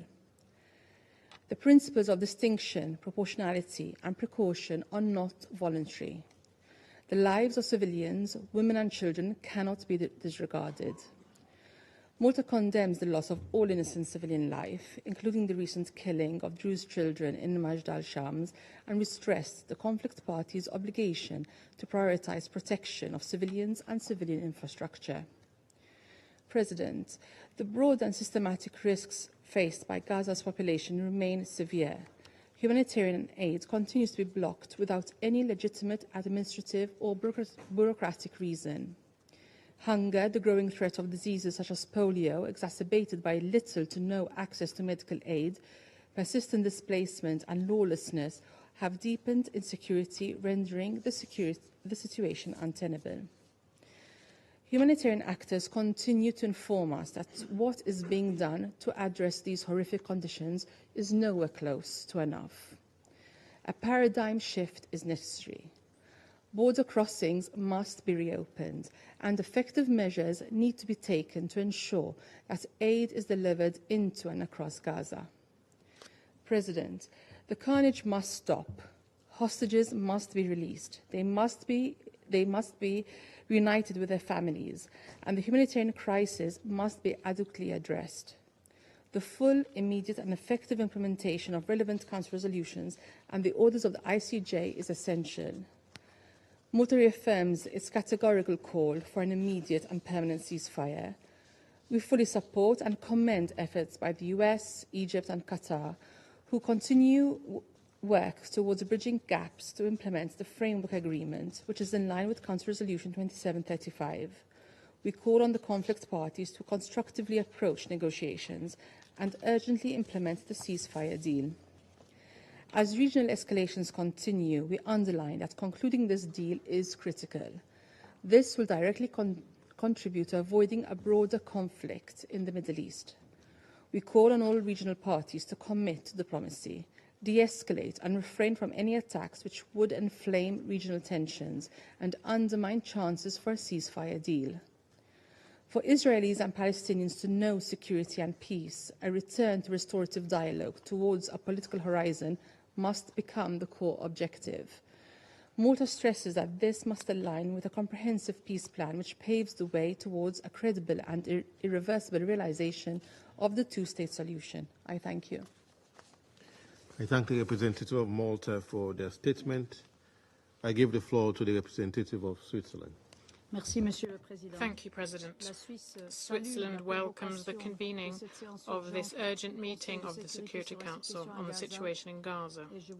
And I would like to thank the Under-Secretary General for Political Affairs, Ms. Rosemary DiCarlo, and the Director of the Funding and Partnerships Division, Ms. Lisa Doughton of OCHA, for their statements. It's clear, President, Switzerland condemns the violations of international humanitarian law committed by all parties. It also condemns the fact that the hostilities continue to claim many civilian victims, as was reported last Saturday in Gaza. A school is a place of learning. A school must enable children to learn, to develop, to build their future and thus contribute to a peaceful and prosperous society. In Gaza today, schools are often the last resort for finding something to eat, some water or shelter. But even these schools, which have become makeshift shelters, often offer no refuge to civilians. According to the Office of the United Nations High Commissioner for Human Rights, the Israeli attack on the Al Tabeen school killed at least 93 people and was the 21st attack in a single month on a school used as a refuge. According to this same source, attacks on schools, universities, teachers and students are on the increase. And, as we've heard at the same time, more than 500,000 children have not been to school since the 7th of October. International humanitarian law prohibits, including armed groups such as Hamas, from using civilians to protect a military objective from attack. Even when this rule is violated, this in no way suspends Israel's obligation to comply strictly with international humanitarian law in the conduct of hostilities. This includes the principles of distinction, precaution and proportionality. Israel, as the occupying power, is obliged to provide the population with basic humanitarian needs, including safe shelter. President, 75 years ago yesterday, the Geneva Conventions came into being. By adopting these conventions, member states committed themselves to preserving humanity, even in times of war. These commitments must be implemented as a matter of urgency by all parties to the conflict, and that is not the case today. The parties must respect international law and thus help to alleviate the suffering of civilians. The humanitarian situation in Gaza remains unbearable. In addition to the risk of dying as a result of the fighting, there is multiple displacements, loss of shelter, disease and famine. The resurgence of polio shows the scale of the disaster. Polio is incurable. Prevention is therefore the only solution. To this end, the vaccination campaign by the UN and its partners must be made possible without delay to avoid another perfectly avoidable disaster. Famine continues to take hold in Gaza. Switzerland recalls that the use of starvation as a method of warfare against the civilian population is prohibited and constitutes a war crime under the Rome Statute. The immediate, safe and unimpeded delivery of humanitarian aid to all civilians in need throughout the Gaza Strip must finally be guaranteed. The recent remarks by the Israeli finance minister are unacceptable, and we expect the Israeli government to respect its obligations under international humanitarian law. President, Switzerland demands the full implementation of the resolutions of this Council, in particular resolutions 2712, 2720, 2728 and 2735, as well as the provisional measures of the International Court of Justice. The war and suffering in Gaza must end, and all hostages must be released immediately and unconditionally. Switzerland calls on all parties to engage in good faith in the ceasefire talks under the aegis of the United States, Qatar and Egypt. A ceasefire in Gaza is also crucial to regional de-escalation. The solution of two democratic states, Israel and Palestine, of which Gaza is an integral part, living side by side in peace within secure and recognized borders remains essential for peace. It is the only conceivable political horizon for guaranteeing the security and dignity of the people in the region, and so that schools become what they should become once again what they should be, a place of learning and hope for a future of peace. Thank you very much. I thank the representatives of Switzerland for their statement. I give the floor to the representative of France. Thank you, sir. I'd like to thank Rosemary DiCarlo and Lisa Doughton for their briefings. In Gaza, as expressed on a number of occasions, the President of the Republic, Emmanuel Macron, the war must come to an end. For the people of Gaza, for the hostages, for the region's stability, which is still in play now.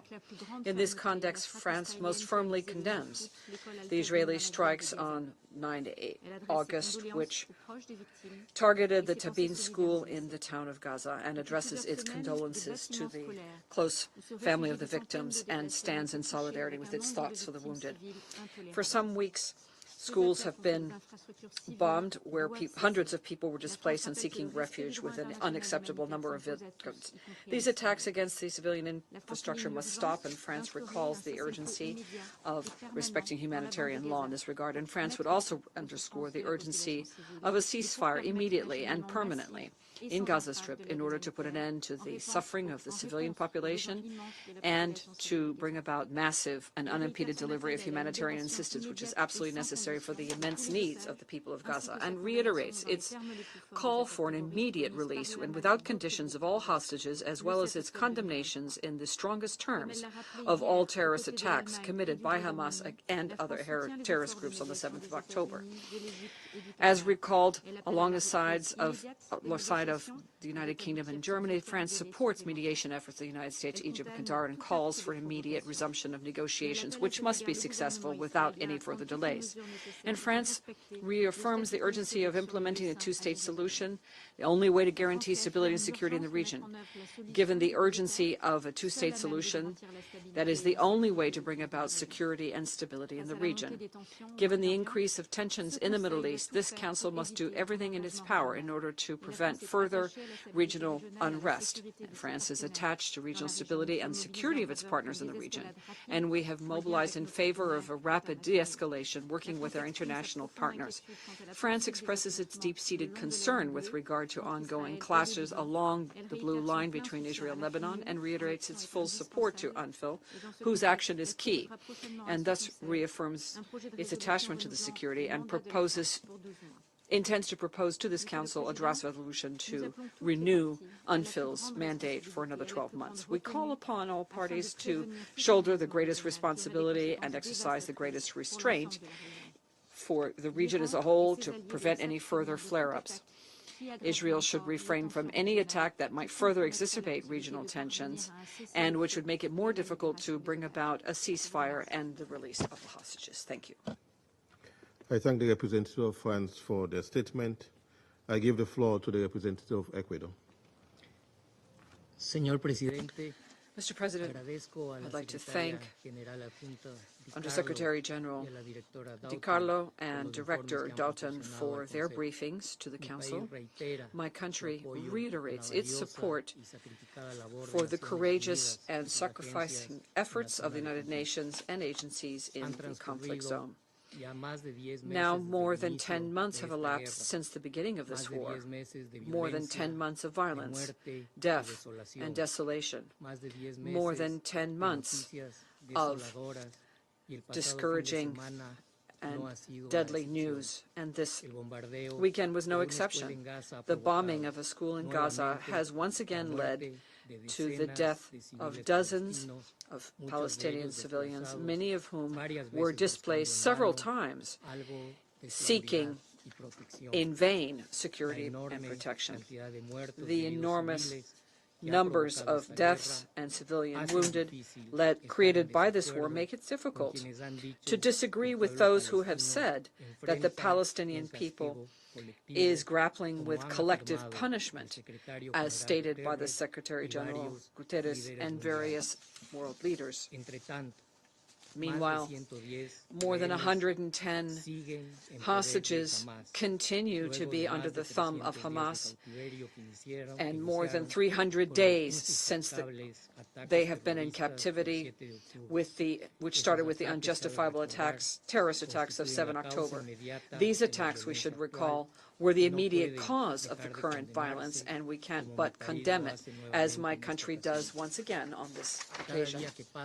Every day that passes, it's the civilians who bear the brunt of the weight of this conflict in the midst of horror, displacement, and unending suffering, as indicated correctly by the Special Coordinator, Tor Renisland. Every day that passes, also, we see the increasing possibility of a regional conflict that would lead to more deaths, more displacement, and more suffering for the civilian populations. Paradoxically, just yesterday, we commemorated 75 years of the Geneva Convention agreements. Definitively, it's urgent to have an agreement in place that will make it possible to stop this war, release the hostages, alleviate the terrible humanitarian situation in Gaza, and leave those who would wish further violence without a pretext. Mr. President, on the 8th of August, the leaders of Qatar, Egypt, and the United States issued a joint communique whereby they called on the parties to resume the dialogue this Thursday, 15th of August, and finalize without further delay an agreement. My country would like to thank the 3 mediating countries for their leadership and their efforts, and urges the parties to accept this call and take this opportunity to demonstrate political will and good faith. This is the only way to finally conclude the negotiations of an agreement and begin its implementation without further delay, as requested by this Council in Resolution 2735. In the meantime, all of the regional actors that want peace must exercise a maximum of restraint and avoid any action or measure that might impact the negotiations. It is time already to truly make a collective effort for peace. It is time for concrete action and attitudes that will lead to a change in the cruel current reality. It is time for agreements and restraint. I conclude this statement, Mr. President, with the hope that the next time the Council addresses this issue, the hostilities will have stopped and it will be possible to make progress towards a peaceful, negotiated, definitive, and fair solution for the parties with the existence of two states, Palestine and Israel, on the basis of the 1967 borders and the relevant resolutions. This is the only way to put a definitive end to this conflict. Thank you very much. I thank the representative of Ecuador for their statement. I shall now make a statement in my capacity as the representative of Sierra Leone.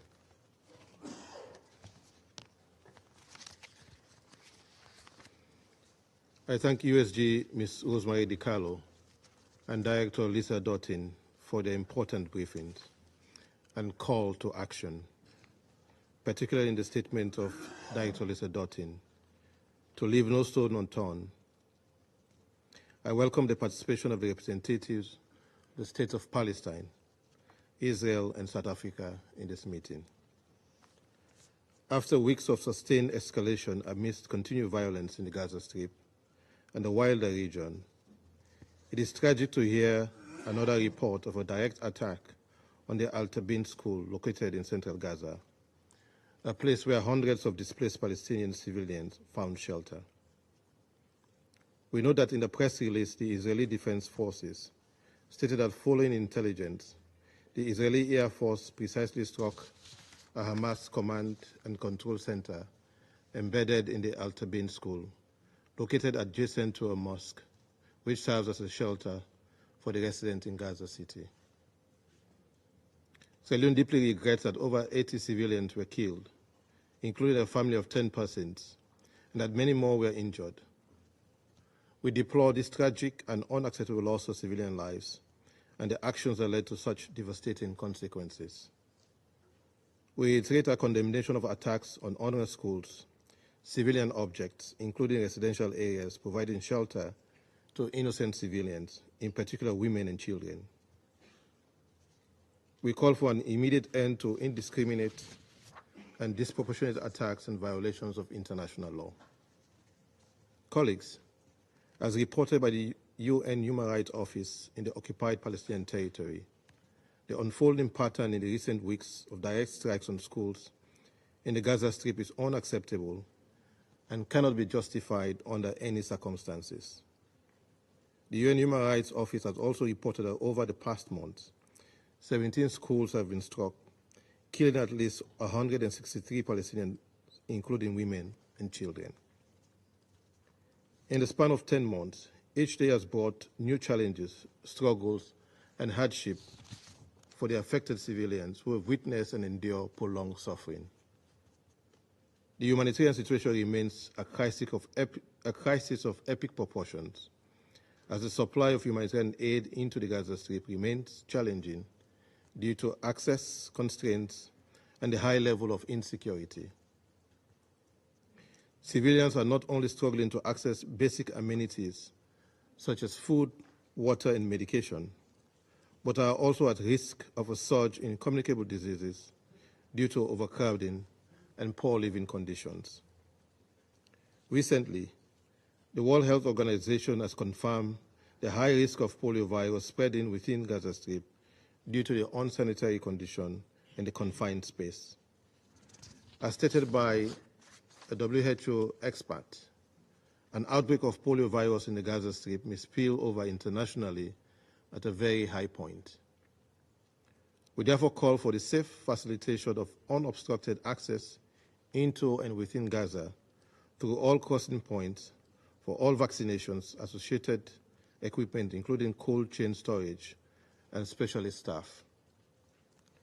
The well-being and health of children require far greater input than just vaccinations, and we reiterate our call for unimpeded access for all humanitarian activities. It is heartrending at this stage to recount the series of threats and devastations civilians face in the Gaza Strip. While people still struggle to have an average proportion of a square meal per day and access to basic health care, there are also warnings of potential flooding ahead of the winter season. Humanitarian experts in the field have highlighted that the repeated evacuation orders by Israel since the start of the conflict has been carried out in a manner that fails to prioritize the safety and well-being of civilians, as they fail to meet the international humanitarian law criteria. Colleagues, on the wider region, the situation remains fragile as hostilities continue across the Blue Line in Lebanon. The Houthis continue their maritime attacks in the Red Sea, and a potential attack on Israel territory as a possible retaliation from Iran cannot be discounted. The West Bank is no exception, as there is an increase in attacks and civilian casualties. With the war in wider Middle East regional context, I would like to conclude with the following observations. Firstly, the cumulative toll of the conflict makes it even more essential at this stage to find a peaceful resolution. This can be achieved with an immediate ceasefire, release of hostages, followed by parties to the conflict, that is, Israel and Hamas, complying with the provisional measures ordered by the International Court of Justice in South Africa versus Israel case, and the Security Council resolutions 2712, 2720, 2728, and 2735. Secondly, in adhering to the principles of international law, including international humanitarian law and international human rights law, civilian objects, including schools, cannot be legitimate military target, as well as cannot be used for any military purpose. Thirdly, and despite the stalemate, Leone remains supportive of ongoing diplomatic engagement, which, in our considered view, is one of the effective tools to resolving this conflict. We once again call on the mediators, Qatar, Egypt, and the United States, to foster an environment of constructive dialogue to rebuild trust and confidence. Since SCR 2735 was adopted, over 2,303 civilians have been killed. This cannot continue, as we know that the deaths have added to the 287 aid workers killed in Gaza Strip since 7th October 2023, including 205 UNRWA staff, and at least 39,699 Palestinians killed, and over 91,722 injured. In this regard and in closing, we call on all sides to take steps to urgently finalize the deal being brokered by Egypt, Qatar, and the United States, in line with Resolution 2735. The parties must demonstrate good faith. To sustain diplomatic efforts and negotiations, it is hoped that the collective conscience will rule over actions of the parties and guide them towards doing what is right and just, as against what they so desperately desire. I thank you.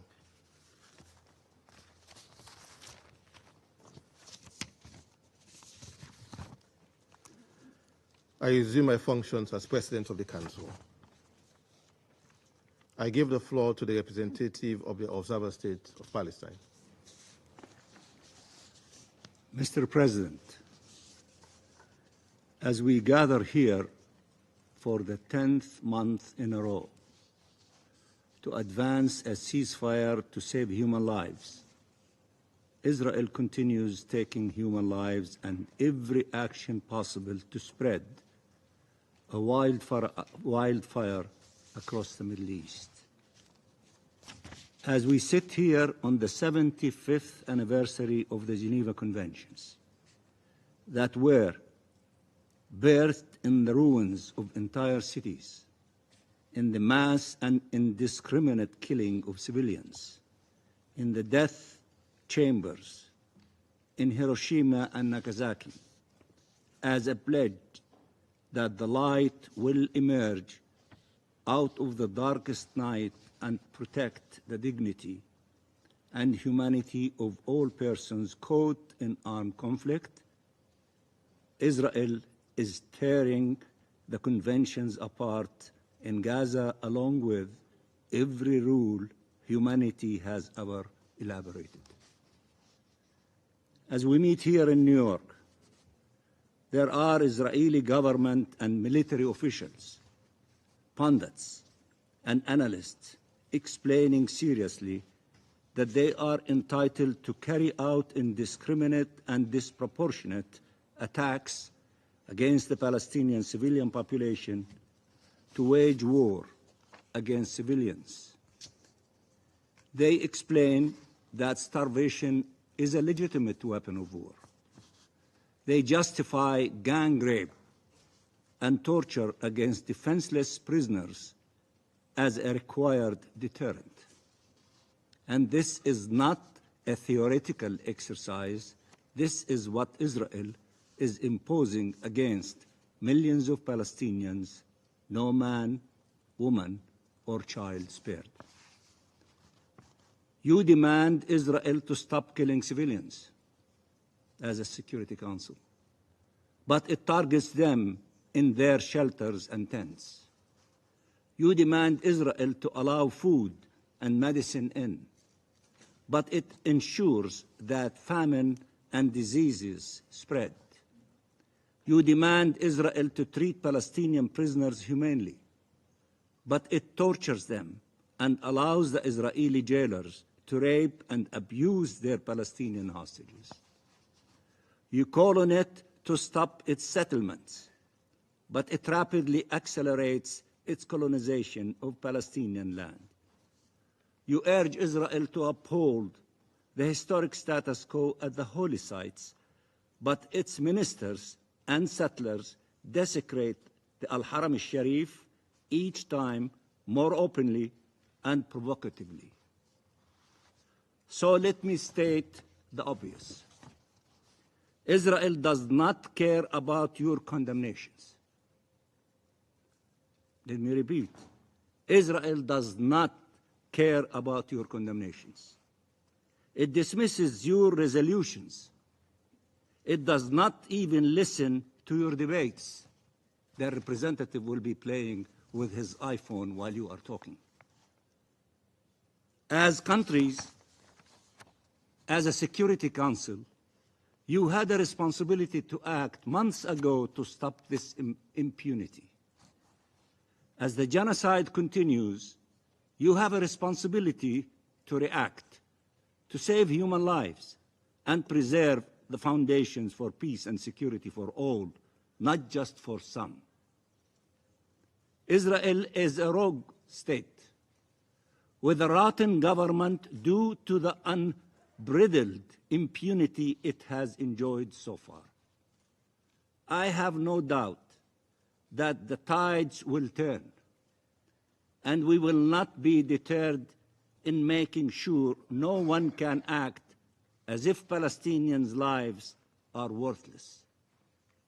But Palestinians in Gaza cannot wait for the tide to turn. Their agony must stop now, must stop right now. They wonder if you see them. Do you ever think, what if you were born in Gaza?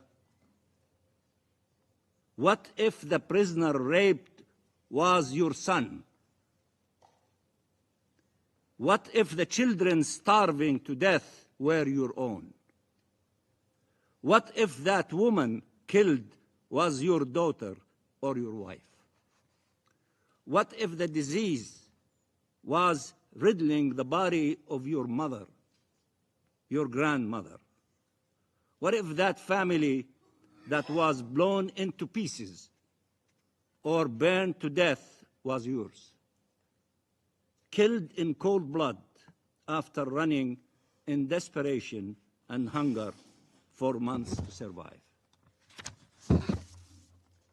Just consider for one moment the sheer agony and despair that our people have suffered all these long months of deprivation and devastation lashed upon them while the world watched and left them to suffer, starve, and die. Mr. President, while we acknowledge and welcome the international consensus that has long called for an immediate ceasefire, clearly Israel has retained a veto right over that prospect. This must be brought to an end. Israel cannot continue to defy the world and every rule of humankind. It is not a coincidence. Every time the world pushes for a ceasefire, Israel responds with a massacre, like the one in the school. It sends a message, each more gruesome than the one before, that it will not stop. But there is no right to commit genocide. Obviously, no right. And we warn all those contributing directly or indirectly to the emergence of such a right. There is nothing that can justify Israeli actions. Nothing. And don't anyone dare say this is about the hostages. It's not about the hostages. It became apparent long ago that this Israeli government could care less about them. The hostages know it. Their families know it. You know it in the Security Council. Israel is killing them, abandoning them, playing with their lives. Netanyahu has other priorities, self-serving ones, maniacal ones. He's a maniac. Something terrible is happening in Israel. Something that has made justifying genocide, famine, and gang rape mainstream ideology. Something horrific is happening. The memory of the Holocaust, instead of serving as an unbreachable barrier against the commission of atrocities, has been instrumentalized to justify their commission. How is this possible? 10 months later, with the whole world opposed to it, because that opposition has yet to lead to serious consequences for Israel. This is a hard fact. You have to face it. If there are no consequences, they're not going to stop. They're not going to listen to you. To those who continue to arm Israel, to those who still have the audacity to call in Israel, quote unquote, to investigate its own crimes, as if the actions of its soldiers do not reflect the actual policies of its military and political leaders. To those who dare to try and deter international courts from ensuring accountability instead of deterring the perpetrators of atrocities. Wake up. Wake up. How long do you have to remain in denial? Wake up. Stop finding excuses. Stop imagining that you can reason with the Israeli government so it stops killing civilians by the thousands, imposing famine, torturing prisoners, colonizing and annexing our land. All while you appeal to them, call on them, demand them to stop. You have to tell them to stop, and you have the tools to make them stop. As a Security Council and as nations in your national capacity. You have to decide, what do you stand for And what do you stand against? This is not a time for justifications and equivocations. This is a time for clarity and resolve. This is time to shore up principles and morality. Do not abandon your duties. Do not abandon your duties as a Security Council. You have the tools to make what you decide a reality, and no one should be above the law if you choose to do that. If you have the political will to implement what you decide. Mr. President, when will the Israeli government be held accountable for its actions? When? When will the war criminals be sanctioned? And as my brother from Algeria, it is time to sanction. We reject a position whereby you would be against hostage-taking except when the hostages are Palestinians, and whereby you would sanction war criminals except when they are Israelis. We cannot come back here over and over again and pretend that everyone does not all know that Israel will not listen until it has no choice but to listen. You have to make them have no choice but to listen to you until there are consequences for its crimes. You cannot commit a crime and get away with it.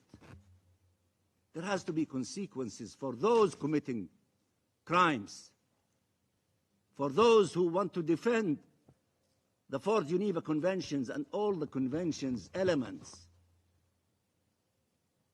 When in Article 1 it says that you have to ensure in all times the compliance with the provisions of the conventions. And you see them getting away with murder, and you keep repeating the same thing. When are you going to enforce your decisions and international law? You need to impose sanctions on those criminals. You do that, they will stop continuing to commit these crimes and atrocities and genocide against the Palestinian people. We reject a position whereby you would be against hostage-taking, as I said, except when the hostages are Palestinians, and whereby you would sanction war criminals except when they are Israelis.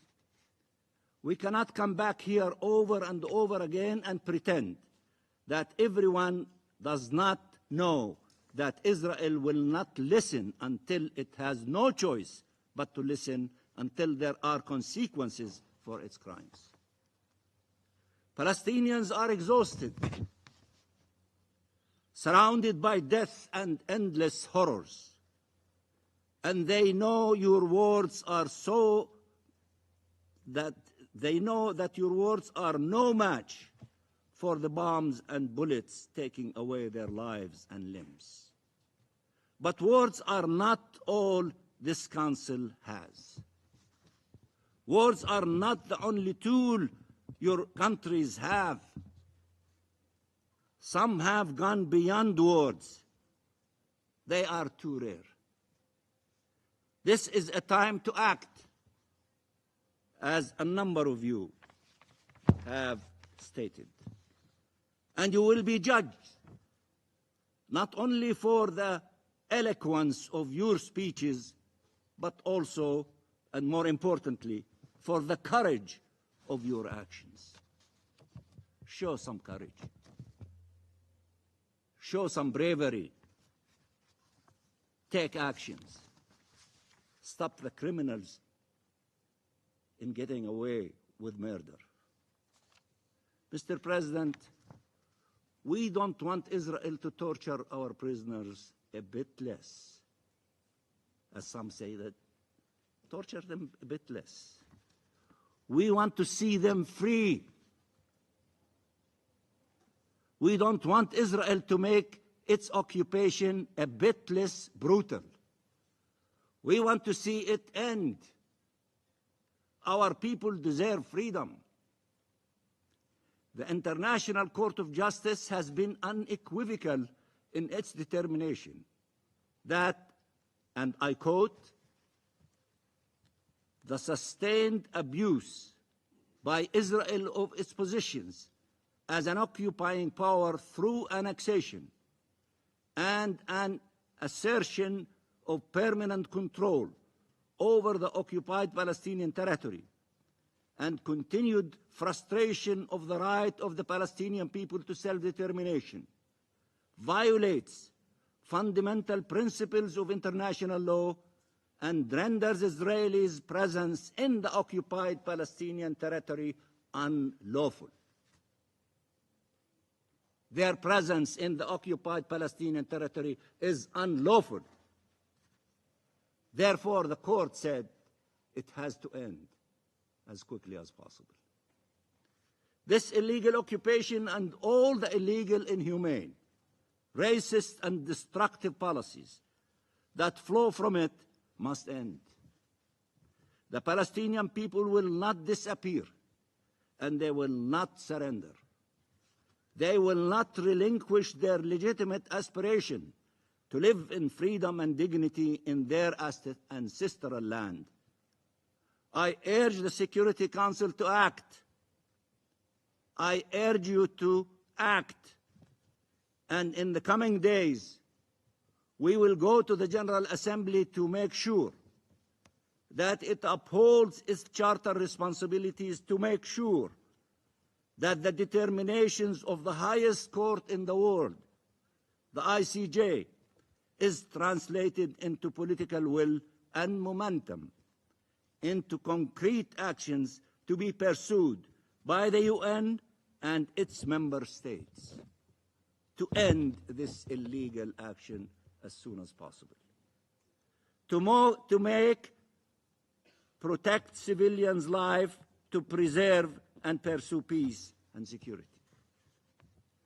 Dag Hammarskjöld once stated, and I quote, "It has been said that the United Nations was not created in order to bring us to heaven, but in order to save us from hell."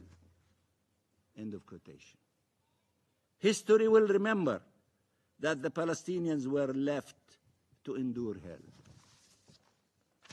Now, the fire they have painfully endured for almost a year is spreading to devour everything around in our region. There is only one way to stop a man-made fire. It is not enough to tend to the flames. You need to stop the arsonist. Let me repeat what our people in Gaza is saying, and they have been saying that, and they cannot take it any longer. Enough is enough. You have to act to put an end to this cruel criminality and genocide against our people in Palestine, particularly in the Gaza Strip. Will you do that? All of you? You gave beautiful statements. You said, you showed unanimity in rejecting their criminal action. But that is good, not sufficient. Show the will and the resolve to act on that basis with the tools that you have, with the mandate given to you by the Charter, to come to the Palestinian people and serve them justice, to stop the criminals from continuing in what they are doing. Can we count on you? Thank you, Mr. President. I thank the representative of the observer states of Palestine for their statement. I now give the floor to the representative of Israel. Thank you, Mr. President.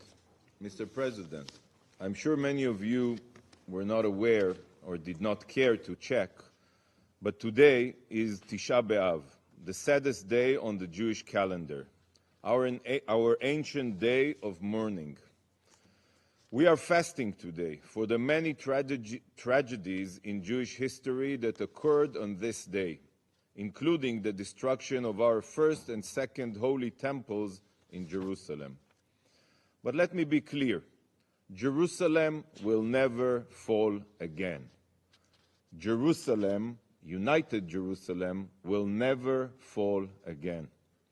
No matter how many times our enemies attempt to destroy us, no matter how many times the UN slanders us and distorts reality. We will stay in our homeland and we will prevail.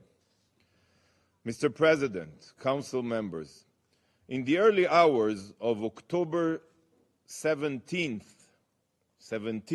2023, reports flooded from Hamas Ministry of Health of an Israeli airstrike on Al-Ahli Hospital. You probably remember it. Remember that day. These reports were then quickly, very quickly, parroted by UN officials, media outlets, and several governments. Not even 24 hours following these baseless claims, this council convened to discuss what was exposed to be a terrorist propaganda operation.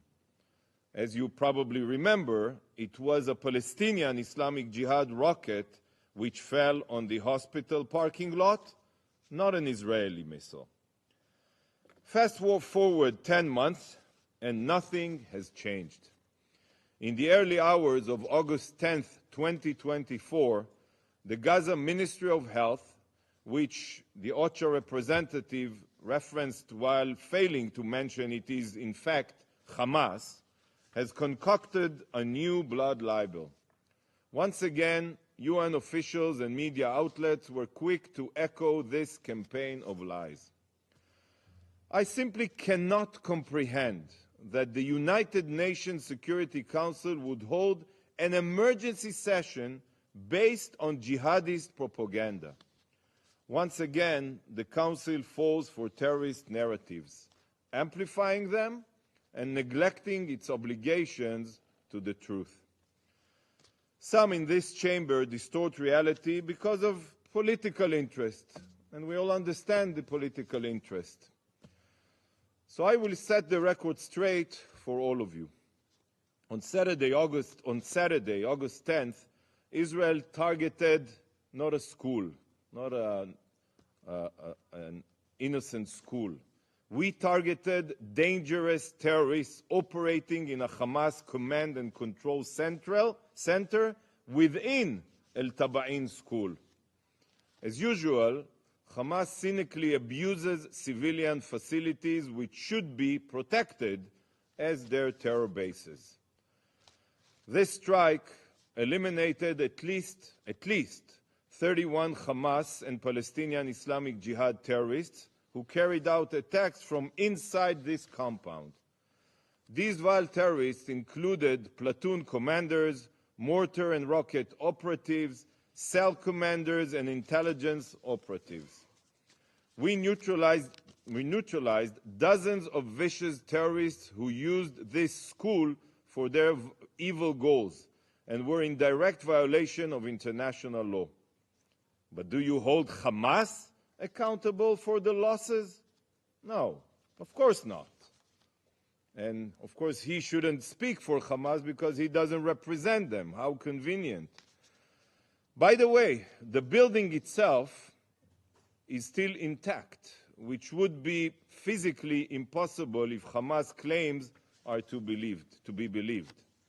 So I ask you, dear colleagues, did you learn nothing from Hamas's lies about Al-Ahli Hospital or from their lies about Al-Shifa Hospital, which they also used as their headquarters, and the lies about our daring hostage rescue, among many other instances?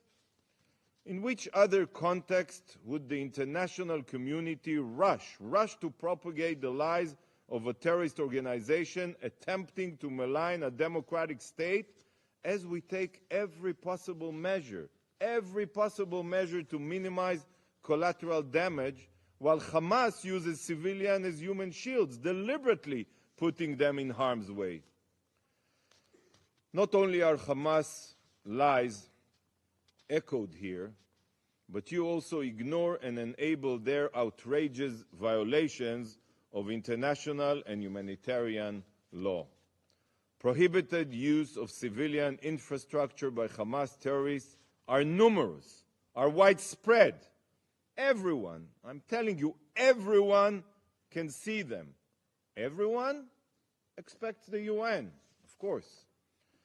Yet, the briefer today only touched upon these violations rather than investigating the twisted and immoral strategies of Hamas terrorists. But why would we be surprised if the UN has no data of itself? They have to rely on baby killers and rapers to supply them the data. Just 80 years ago, the Nazi Minister of Propaganda, Joseph Goebbels, used the language of race science as his weapon against the Jewish people, poisoning the minds of the German people. Mr. President, Joseph Goebbels' ilk, the people who are ideologically his descendants, are alive and well, sadly.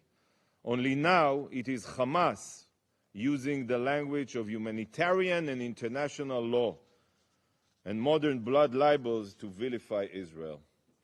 The Council convened today urgently to discuss Hamas's false claims.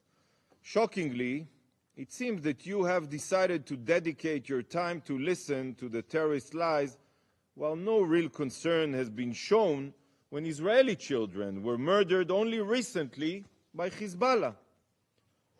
Let me show you the differences. These, and you have the names and their positions, these are the terrorists eliminated in Gaza on Saturday. This is only part of them because we, as a reliable country, we check ourselves. We don't rush to conclusions. But this is only part of the terrorists who were eliminated on Saturday. Terrorists exploiting Al-Taba'in school as a base for their murderous objectives. These are the people you call an emergency session for. While these are 11 of the 12 Israeli children murdered by the terrorists of Hezbollah. These children were playing a football game in Majd al-Shams when Hezbollah terrorists rained down death upon their sweet heads. So while these terrorists used a school as their terror base, these children will never see their school again. But for them, you couldn't find the time for an urgent session. They do not deserve an urgent session, huh, my Algerian colleague? Shame on you. What a disgrace. So ask yourself, why was the murder of 12 Israeli children in Majd al-Shams insufficient cause for a meeting, but the elimination of Palestinian terrorists operating out of a school is sufficient? But you know what? The most unbelievable thing is your inaction to condemn and stop the biggest danger and threat to the entire region. Iran. Right now, as we speak here now, millions of Israelis are preparing for a direct Iranian attack, just as they did in April. Iran's aggression threatens the entire region with war, a regional war. Yet you are here wasting time on falsehoods spread by the words of terrorists. This fact that we are holding an emergency session because Hamas uses civilians as human shields rather than discussing the real global threat perfectly represents the distorted agenda within the UN, a significant detachment between the UN's supposed agenda and the global reality. Colleagues, as this may be the last time for me to address you as Israel's ambassador, though who knows, perhaps another session will be called because of more terrorist propaganda, I would like to leave you with this.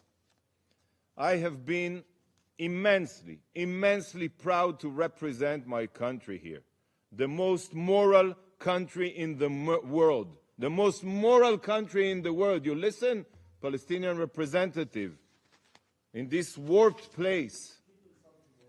I hope one day you will also see the bias and perversion of morality here, and I pray that you will see the truth.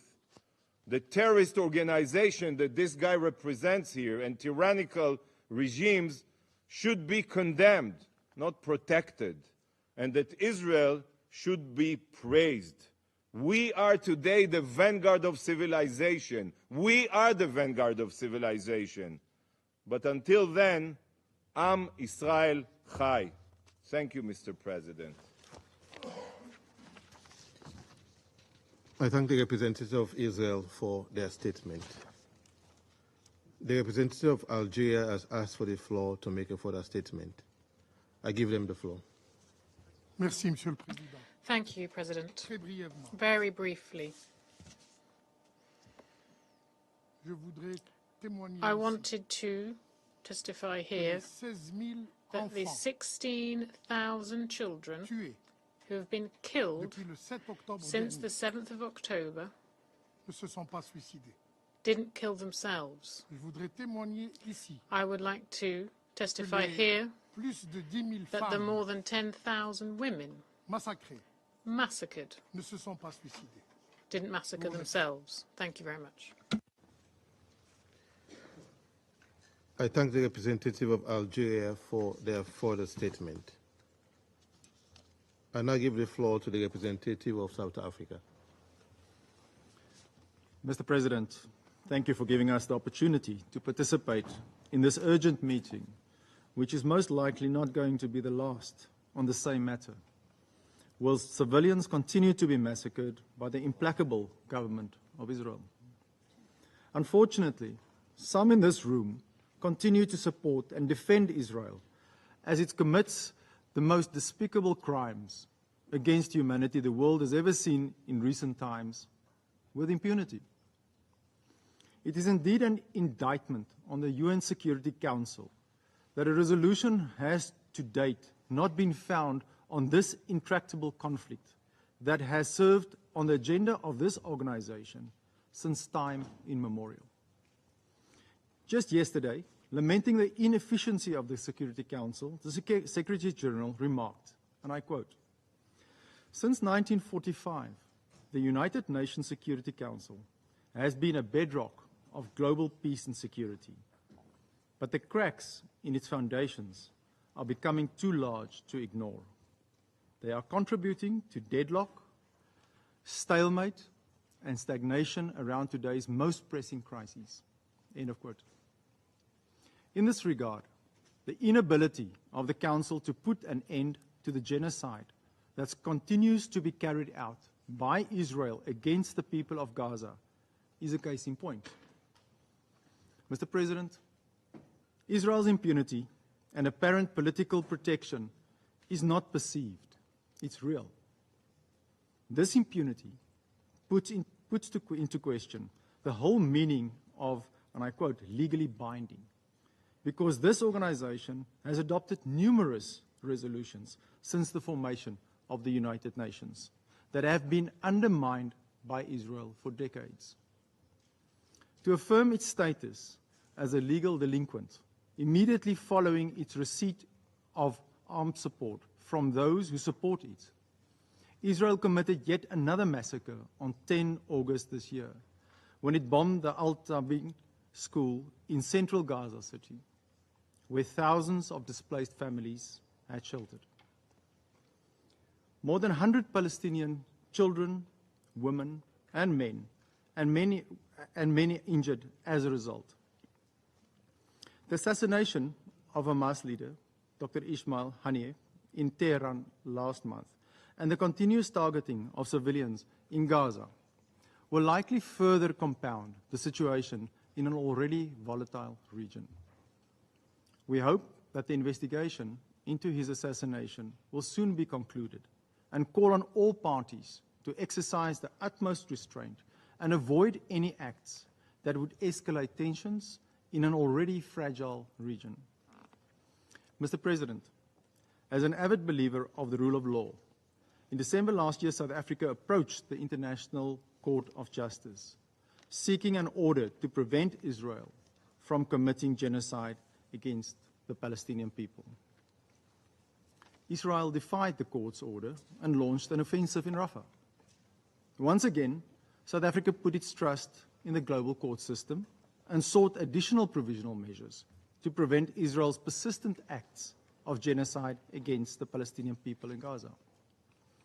Deciding on the matter, the court proclaimed that the Palestinians have a legal right to protection against genocide, and that South Africa had shown that there was a real and imminent risk of the irreparable violation of that right. This also fell on deaf ears.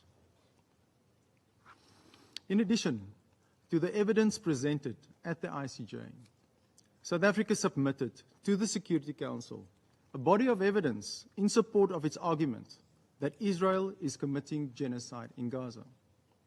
This document was circulated as S/2024/419, and we encourage all member states to study the document and acquaint themselves of its content. Mr. President, there must be an immediate cessation of hostilities across the whole of Gaza, and all attacks on humanitarian workers and medical staff must cease immediately and permanently. The continued occupation of Palestine, destruction of infrastructure, obliteration of livelihoods, displacement, collective punishment, and extrajudicial assassinations will undoubtedly make the realization of a peaceful solution to the Palestinian question and the situation in the Middle East in general much more difficult to achieve. We reiterate that the international community cannot proclaim the importance of international law, including the respect for the UN Charter in some situations, but not in others. The ability of Israel to simply ignore binding decisions from international organizations with no consequences is unacceptable. The Council must immediately ensure respect for its resolutions in line with its mandate if it's to successfully mend, and I quote, the cracks in its foundation, end quotes, and avert a situation where these cracks become too large to ignore. I thank you, Mr. President. I thank the representatives of South Africa for their statement. There are no more names inscribed on the list of speakers. The meeting is adjourned.